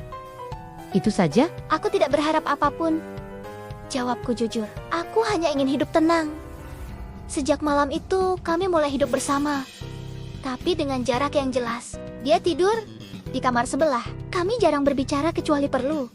Tapi aku memperhatikan hal-hal kecil. Dia tidak suka makanan berminyak. Dia sering terbangun di malam hari karena mimpi buruk. Tangannya kadang gemetar saat hujan deras. Tanpa kusadari, aku mulai menyiapkan teh hangat di malam hari. Meninggalkan lampu kecil menyala di koridor, memasak makanan sesuai seleranya. Aku tidak menyuruhmu melakukan ini. Katanya suatu malam. Aku tahu. Jawabku pelan. Aku melakukannya karena aku mau. Dia menatapku lama, seolah mencoba membaca sesuatu di wajahku. Sejak saat itu, tatapannya padaku berubah. Tidak hangat, tapi tidak lagi dingin sepenuhnya. Masa lalunya perlahan terkuak. Penculikan ibunya saat dia kecil. Rasa salah yang tak pernah hilang. Luka yang bukan hanya di wajah, tapi di hati. Dia membangun tembok tinggi untuk melindungi dirinya dari kehilangan lagi. Sementara aku, dengan luka yang berbeda, mengerti rasanya tidak dipilih. Skandal mulai muncul dari keluarga asalku. Wani menuduhku mencuri tunangannya. Ibuku diam. Ayahku menyalahkanku. Media memutarbalikkan cerita. Aku diseret ke konferensi pers. Ditanyai dengan tajam. Dihina dengan kata-kata halus, tapi kejam. Saat aku berdiri sendirian di depan para wartawan, aku hampir runtuh. Tapi sebuah tangan menggenggam tanganku. Mo Tingqiao berdiri di sampingku. Dia istriku, katanya tegas. Dan siapapun yang menyerangnya, berarti menyerang keluargaku. Untuk pertama kalinya, aku merasa dilindungi. Sejak hari itu, jarak di antara kami menyusut perlahan. Kami mulai makan bersama. Berbicara tentang hal-hal kecil, tentang buku, tentang hujan, tentang kesunyian. Suatu malam aku berkata, "Aku tidak tahu apakah aku mencintaimu." Dia tersenyum tipis. Tidak apa-apa, aku juga belum tahu caranya. Kami tertawa kecil, canggung, tapi jujur. Cinta kami tidak datang seperti badai. Ia datang seperti cahaya pagi yang pelan-pelan mengusir dingin. Kami belajar mempercayai, belajar menerima. Tidak ada janji manis, hanya kehadiran yang konsisten. Aku tahu, masa depan kami tidak mudah. Trauma tidak hilang dalam semalam. Luka lama kadang terbuka kembali. Tapi, untuk pertama kalinya dalam hidupku, aku tidak lagi merasa sendirian. Aku bukan lagi pengganti. Aku adalah istri Mo Tingqiao. Selamat datang di pabrik ini. Terima kasih. Kami siap bekerja. Ayo kita mulai. 这不仅仅是一张证书，它代表着我们共同的努力和成果，创造更多个。谢谢大家。Listen, we need to be very careful from now on. Everything depends on our next move. I remember that moment. It was so special. 你还好吗？我没事，别担心，有我在。谢谢你。I won't back down from this. I know what I have to do, and I will fight for it. We must remain vigilant. The challenges ahead are great, but together we can overcome them. I had such a great time. It was amazing. I can't wait to do it again. I can't believe this is happening.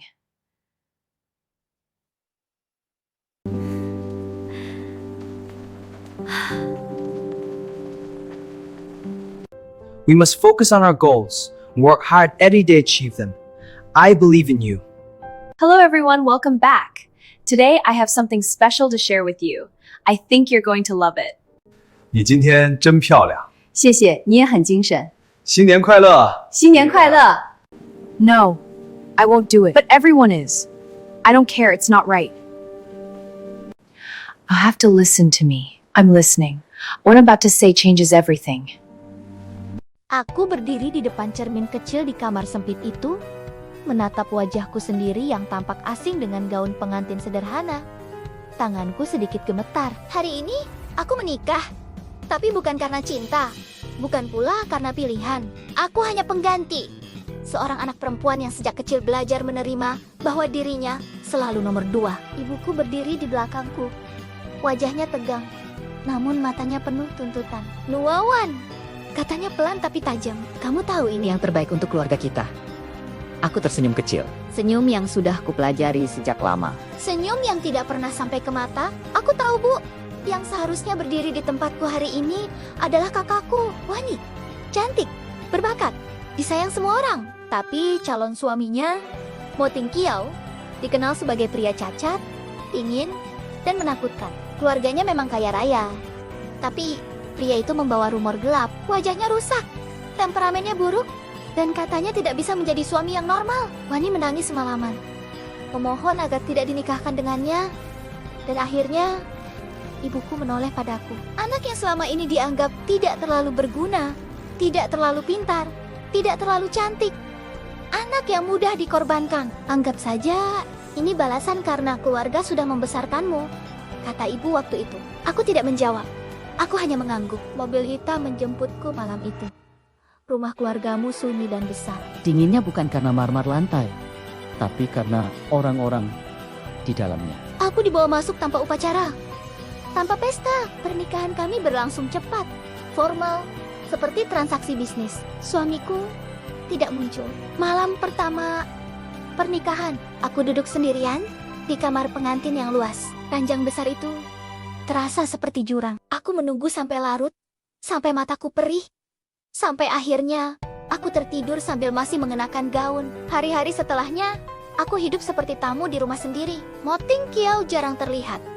Katanya, dia tinggal terpisah, jarang pulang. Orang-orang di rumah memanggilku nyonya muda dengan sopan. Tapi jarak di mata mereka jelas. Aku mencoba menyesuaikan diri. Bangun pagi, sarapan sendiri, berjalan di taman besar tanpa tujuan. Aku tidak berani bertanya terlalu banyak. Aku sudah terbiasa. Tidak diharapkan, suatu hari aku bertemu sepupu suamiku, Muji. Pria itu ramah. Terlalu ramah, senyumnya licik, ucapannya sering menggoda. Aku tidak nyaman dengannya. Tapi kehadirannya membuat rumah besar itu tidak terlalu sunyi. Aku heran, katanya suatu sore sambil bersandar di pintu. Kenapa kamu mau menikah dengan sepupuku? Aku menjawab jujur, aku tidak punya pilihan. Dia tertawa kecil, seolah jawabanku menghiburnya. Kalau begitu, kita sama. Aku tidak tahu apa maksudnya, dan aku tidak ingin tahu. Segalanya mulai berubah saat aku akhirnya bertemu Mo Ting Kiao. Malam itu hujan turun deras. Aku dipanggil ke ruang kerja di lantai atas. Jantungku berdebar saat pintu terbuka. Di sana, berdiri seorang pria tinggi, punggungnya menghadapku. Bahunya tegang, seolah selalu siap menghadapi serangan. Masuk, katanya dingin tanpa menoleh.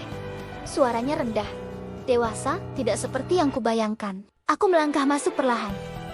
Tuan, kataku sopan. Dia tertawa singkat, pahit. Kamu istriku, tidak perlu memanggilku seperti itu. Saat dia akhirnya berbalik, aku terdiam. Wajahnya memang memiliki bekas luka, tipis, namun jelas. Tapi matanya dalam dan tenang, seperti seseorang yang sudah terlalu lama menahan rasa sakit. Aku tidak ingin pernikahan ini, katanya langsung. Tapi aku juga tidak akan menceraikanmu. Aku mengangguk. Aku mengerti. Dia tampak terkejut. Itu saja? Aku tidak berharap apapun, jawabku jujur. Aku hanya ingin hidup tenang. Sejak malam itu, kami mulai hidup bersama, tapi dengan jarak yang jelas. Dia tidur di kamar sebelah. Kami jarang berbicara kecuali perlu.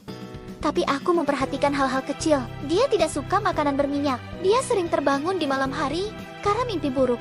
Tangannya kadang gemetar saat hujan deras. Tanpa kusadari, aku mulai menyiapkan teh hangat di malam hari. Meninggalkan lampu kecil menyala di koridor, memasak makanan sesuai seleranya. Aku tidak menyuruhmu melakukan ini, katanya suatu malam. Aku tahu, jawabku pelan. Aku melakukannya karena aku mau.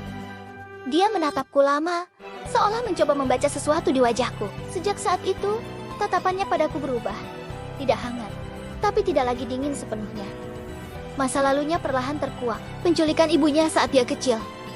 Rasa salah yang tak pernah hilang. Luka yang bukan hanya di wajah, tapi di hati. Dia membangun tembok tinggi untuk melindungi dirinya dari kehilangan lagi. Sementara aku, dengan luka yang berbeda, mengerti rasanya tidak dipilih. Skandal mulai muncul dari keluarga asalku. Wani menuduhku mencuri tunangannya. Ibuku diam. Ayahku menyalahkanku. Media memutarbalikkan cerita. Aku diseret ke konferensi pers. Ditanyai dengan tajam.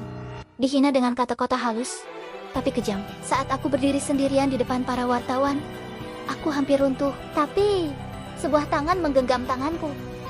Mo Ting Kiao berdiri di sampingku. Dia istriku, katanya tegas.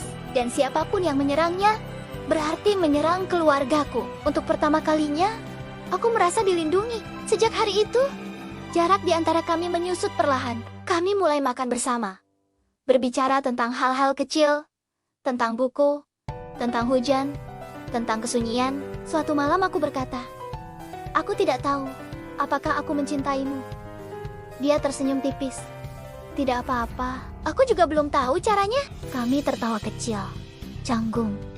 Tapi jujur, cinta kami tidak datang seperti badai. Ia datang seperti cahaya pagi yang pelan-pelan mengusir dingin. Kami belajar mempercayai, belajar menerima. Tidak ada janji manis, hanya kehadiran yang konsisten. Aku tahu, masa depan kami tidak mudah. Trauma tidak hilang dalam semalam. Luka lama kadang terbuka kembali. Tapi, untuk pertama kalinya dalam hidupku, aku tidak lagi merasa sendirian. Aku bukan lagi pengganti. Aku adalah istri Mo Tingqiao. Selamat datang di pabrik ini. Terima kasih. Kami siap bekerja. Ayo kita mulai. 这不仅仅是一张证书，它代表着我们共同的努力和成果，创造更多个。谢谢大家。Listen, we need to be very careful from now on. Everything depends on our next move. I remember that moment. It was so special. 你还好吗？我没事，别担心，有我在。谢谢你。 I won't back down from this. I know what I have to do, and I will fight for it. We must remain vigilant.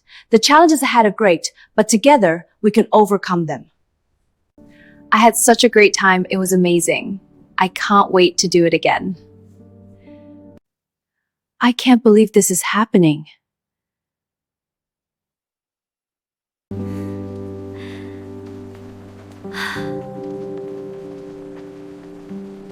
We must focus on our goals, work hard every day to achieve them. I believe in you. Hello everyone, welcome back. Today I have something special to share with you. I think you're going to love it. 你今天真漂亮，谢谢，你也很精神。新年快乐！新年快乐! No, I won't do it. But everyone is. I don't care, it's not right. I'll have to listen to me. I'm listening. What I'm about to say changes everything. Aku berdiri di depan cermin kecil di kamar sempit itu, menatap wajahku sendiri yang tampak asing dengan gaun pengantin sederhana. Tanganku sedikit gemetar. Hari ini, aku menikah. Tapi bukan karena cinta. Bukan pula karena pilihan. Aku hanya pengganti. Seorang anak perempuan yang sejak kecil belajar menerima bahwa dirinya selalu nomor 2. Ibuku berdiri di belakangku. Wajahnya tegang, namun matanya penuh tuntutan. Nuawan, katanya pelan tapi tajam. Kamu tahu ini Yang terbaik untuk keluarga kita. Aku tersenyum kecil. Senyum yang sudah kupelajari sejak lama. senyum yang tidak pernah sampai ke mata. Aku tahu, Bu. Yang seharusnya berdiri di tempatku hari ini adalah kakakku, Wani. Cantik, berbakat, disayang semua orang. Tapi calon suaminya, Mo Tingqiao, dikenal sebagai pria cacat, dingin, dan menakutkan. Keluarganya memang kaya raya. Tapi pria itu membawa rumor gelap. Wajahnya rusak, temperamennya buruk, dan katanya tidak bisa menjadi suami yang normal. Wani menangis semalaman, memohon agar tidak dinikahkan dengannya. Dan akhirnya, ibuku menoleh padaku. Anak yang selama ini dianggap tidak terlalu berguna, tidak terlalu pintar, tidak terlalu cantik. Anak yang mudah dikorbankan. Anggap saja ini balasan karena keluarga sudah membesarkanmu, kata ibu waktu itu. Aku tidak menjawab. Aku hanya mengangguk. Mobil hitam menjemputku malam itu. Rumah keluargamu sunyi dan besar. Dinginnya bukan karena marmer lantai, tapi karena orang-orang di dalamnya. Aku dibawa masuk tanpa upacara, tanpa pesta. Pernikahan kami berlangsung cepat, formal, seperti transaksi bisnis. Suamiku tidak muncul. Malam pertama pernikahan, aku duduk sendirian di kamar pengantin yang luas. Ranjang besar itu terasa seperti jurang. Aku menunggu sampai larut, sampai mataku perih, sampai akhirnya aku tertidur sambil masih mengenakan gaun. Hari-hari setelahnya, aku hidup seperti tamu di rumah sendiri. Mo Tingqiao jarang terlihat. Katanya, dia tinggal terpisah, jarang pulang. Orang-orang di rumah memanggilku nyonya muda dengan sopan. Tapi jarak di mata mereka jelas. Aku mencoba menyesuaikan diri. Bangun pagi, sarapan sendiri, berjalan di taman besar tanpa tujuan. Aku tidak berani bertanya terlalu banyak. Aku sudah terbiasa. Tidak diharapkan, suatu hari aku bertemu sepupu suamiku, Muji. Pria itu ramah. Terlalu ramah. Senyumnya licik. Ucapannya sering menggoda. Aku tidak nyaman dengannya. Tapi kehadirannya membuat rumah besar itu tidak terlalu sunyi. Aku heran. Katanya suatu sore sambil bersandar di pintu, "Kenapa kamu mau menikah dengan sepupuku?" Aku menjawab jujur, aku tidak punya pilihan. Dia tertawa kecil, seolah jawabanku menghiburnya. Kalau begitu, kita sama.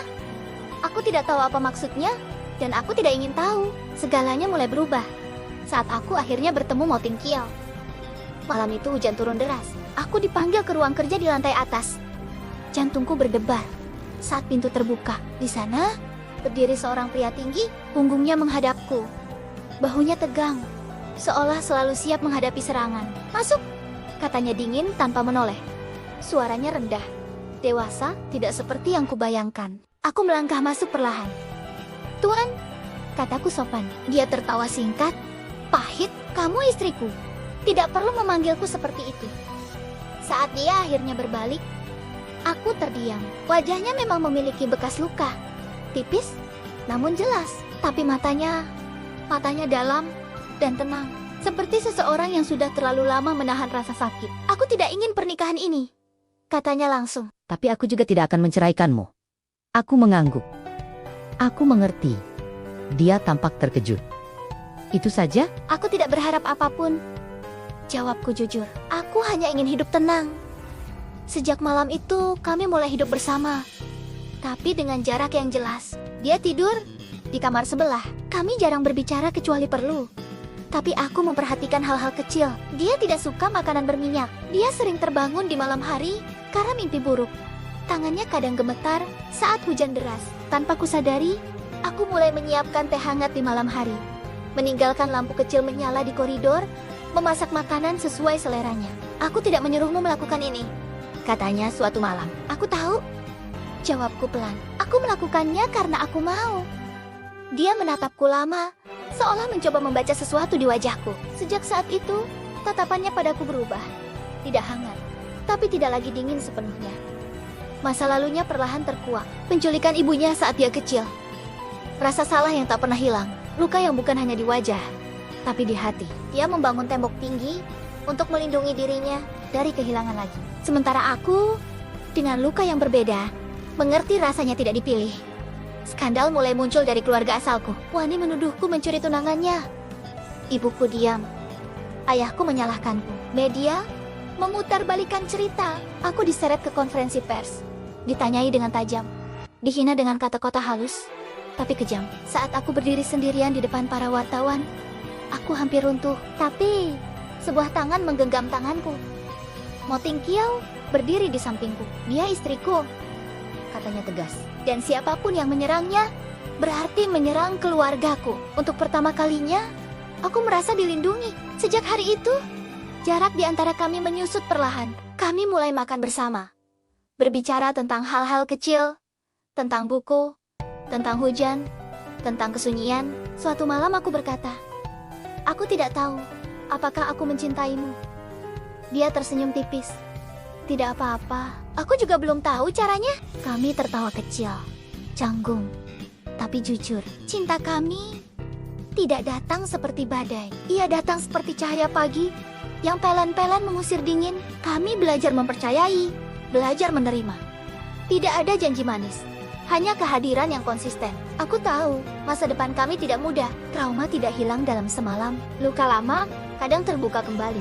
Tapi untuk pertama kalinya dalam hidupku, aku tidak lagi merasa sendirian. Aku bukan lagi pengganti. Aku adalah istri Mo Tingqiao. Selamat datang di pabrik ini. Terima kasih. Kami siap bekerja. Ayo kita mulai. 这不仅仅是一张证书，它代表着我们共同的努力和成果，创造更多个。谢谢大家。Listen, we need to be very careful from now on. Everything depends on our next move. I remember that moment. It was so special. 你还好吗？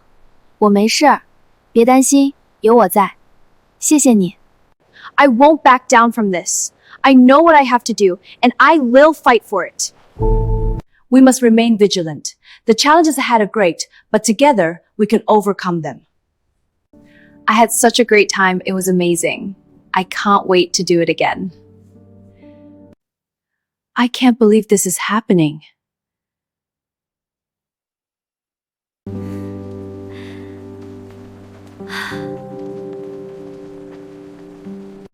We must focus on our goals and work hard every day to achieve them. I believe in you. Hello everyone, welcome back. Today I have something special to share with you. I think you're going to love it. 你今天真漂亮，谢谢，你也很精神。新年快乐！新年快乐! No, I won't do it. But everyone is. I don't care, it's not right. I'll have to listen to me. I'm listening. What I'm about to say changes everything. Aku berdiri di depan cermin kecil di kamar sempit itu, menatap wajahku sendiri yang tampak asing dengan gaun pengantin sederhana. Tanganku sedikit gemetar. Hari ini aku menikah, tapi bukan karena cinta, bukan pula karena pilihan. Aku hanya pengganti. Seorang anak perempuan yang sejak kecil belajar menerima bahwa dirinya selalu nomor 2. Ibuku berdiri di belakangku. Wajahnya tegang, namun matanya penuh tuntutan. Nuawan, katanya pelan tapi tajam. Kamu tahu ini Yang terbaik untuk keluarga kita. Aku tersenyum kecil. Senyum yang sudah kupelajari sejak lama. senyum yang tidak pernah sampai ke mata. Aku tahu, Bu. Yang seharusnya berdiri di tempatku hari ini adalah kakakku, Wani. Cantik, berbakat, disayang semua orang. Tapi calon suaminya, Mo Ting Kiau, dikenal sebagai pria cacat, ingin, dan menakutkan. Keluarganya memang kaya raya. Tapi pria itu membawa rumor gelap. Wajahnya rusak, temperamennya buruk, dan katanya tidak bisa menjadi suami yang normal. Wani menangis semalaman, memohon agar tidak dinikahkan dengannya. Dan akhirnya ibuku menoleh padaku. Anak yang selama ini dianggap tidak terlalu berguna, tidak terlalu pintar, tidak terlalu cantik. Anak yang mudah dikorbankan. Anggap saja ini balasan karena keluarga sudah membesarkanmu, kata ibu waktu itu. Aku tidak menjawab.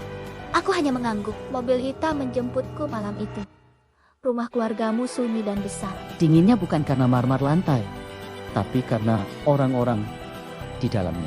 Aku dibawa masuk tanpa upacara, tanpa pesta. Pernikahan kami berlangsung cepat, formal, seperti transaksi bisnis. Suamiku tidak muncul. Malam pertama pernikahan, aku duduk sendirian di kamar pengantin yang luas. Ranjang besar itu terasa seperti jurang. Aku menunggu sampai larut, sampai mataku perih, sampai akhirnya aku tertidur sambil masih mengenakan gaun. Hari-hari setelahnya, aku hidup seperti tamu di rumah sendiri. Mo Ting Kiau jarang terlihat. Katanya, dia tinggal terpisah, jarang pulang. Orang-orang di rumah memanggilku nyonya muda dengan sopan. Tapi jarak di mata mereka jelas. Aku mencoba menyesuaikan diri. Bangun pagi, sarapan sendiri, berjalan di taman besar tanpa tujuan. Aku tidak berani bertanya terlalu banyak. Aku sudah terbiasa. Tidak diharapkan, suatu hari aku bertemu sepupu suamiku, Muji. Pria itu ramah. Terlalu ramah. Senyumnya licik. Ucapannya sering menggoda. Aku tidak nyaman dengannya. Tapi kehadirannya membuat rumah besar itu tidak terlalu sunyi. Aku heran. Katanya suatu sore sambil bersandar di pintu. Kenapa kamu mau menikah dengan sepupuku? Aku menjawab jujur, aku tidak punya pilihan. Dia tertawa kecil, seolah jawabanku menghiburnya. Kalau begitu, kita sama. Aku tidak tahu apa maksudnya, dan aku tidak ingin tahu. Segalanya mulai berubah saat aku akhirnya bertemu Mo Ting Kiau. Malam itu hujan turun deras. Aku dipanggil ke ruang kerja di lantai atas. Jantungku berdebar saat pintu terbuka. Di sana, berdiri seorang pria tinggi, punggungnya menghadapku. Bahunya tegang, seolah selalu siap menghadapi serangan. Masuk, katanya dingin tanpa menoleh. Suaranya rendah, dewasa, tidak seperti yang kubayangkan. Aku melangkah masuk perlahan. Tuan, kataku sopan. Dia tertawa singkat, pahit. Kamu istriku, tidak perlu memanggilku seperti itu. Saat dia akhirnya berbalik, aku terdiam. Wajahnya memang memiliki bekas luka, tipis, namun jelas. Tapi matanya dalam dan tenang, seperti seseorang yang sudah terlalu lama menahan rasa sakit. Aku tidak ingin pernikahan ini, katanya langsung. Tapi aku juga tidak akan menceraikanmu. Aku mengangguk. Aku mengerti. Dia tampak terkejut. Itu saja? Aku tidak berharap apapun, jawabku jujur. Aku hanya ingin hidup tenang. Sejak malam itu kami mulai hidup bersama, tapi dengan jarak yang jelas. Dia tidur di kamar sebelah. Kami jarang berbicara kecuali perlu. Tapi aku memperhatikan hal-hal kecil. Dia tidak suka makanan berminyak. Dia sering terbangun di malam hari karena mimpi buruk. Tangannya kadang gemetar saat hujan deras. Tanpa kusadari, aku mulai menyiapkan teh hangat di malam hari. meninggalkan lampu kecil menyala di koridor, memasak makanan sesuai seleranya. Aku tidak menyuruhmu melakukan ini, katanya suatu malam. Aku tahu, jawabku pelan. Aku melakukannya karena aku mau. Dia menatapku lama, seolah mencoba membaca sesuatu di wajahku. Sejak saat itu, tatapannya padaku berubah. Tidak hangat, tapi tidak lagi dingin sepenuhnya. Masa lalunya perlahan terkuak. Penculikan ibunya saat dia kecil. Rasa salah yang tak pernah hilang. Luka yang bukan hanya di wajah, tapi di hati. Dia membangun tembok tinggi untuk melindungi dirinya dari kehilangan lagi. Sementara aku, dengan luka yang berbeda, mengerti rasanya tidak dipilih. Skandal mulai muncul dari keluarga asalku. Wani menuduhku mencuri tunangannya. Ibuku diam. Ayahku menyalahkanku. Media memutarbalikkan cerita. Aku diseret ke konferensi pers. Ditanyai dengan tajam. Dihina dengan kata-kata halus, tapi kejam. Saat aku berdiri sendirian di depan para wartawan, aku hampir runtuh. Tapi sebuah tangan menggenggam tanganku. Mo Tingkiau berdiri di sampingku. Dia istriku, katanya tegas. Dan siapapun yang menyerangnya, berarti menyerang keluargaku. Untuk pertama kalinya, aku merasa dilindungi. Sejak hari itu, jarak di antara kami menyusut perlahan. Kami mulai makan bersama. Berbicara tentang hal-hal kecil, tentang buku, tentang hujan, tentang kesunyian. Suatu malam aku berkata, "Aku tidak tahu apakah aku mencintaimu." Dia tersenyum tipis. "Tidak apa-apa, aku juga belum tahu caranya." Kami tertawa kecil, canggung, tapi jujur. Cinta kami tidak datang seperti badai. Ia datang seperti cahaya pagi yang pelan-pelan mengusir dingin. Kami belajar mempercayai, belajar menerima. Tidak ada janji manis, hanya kehadiran yang konsisten.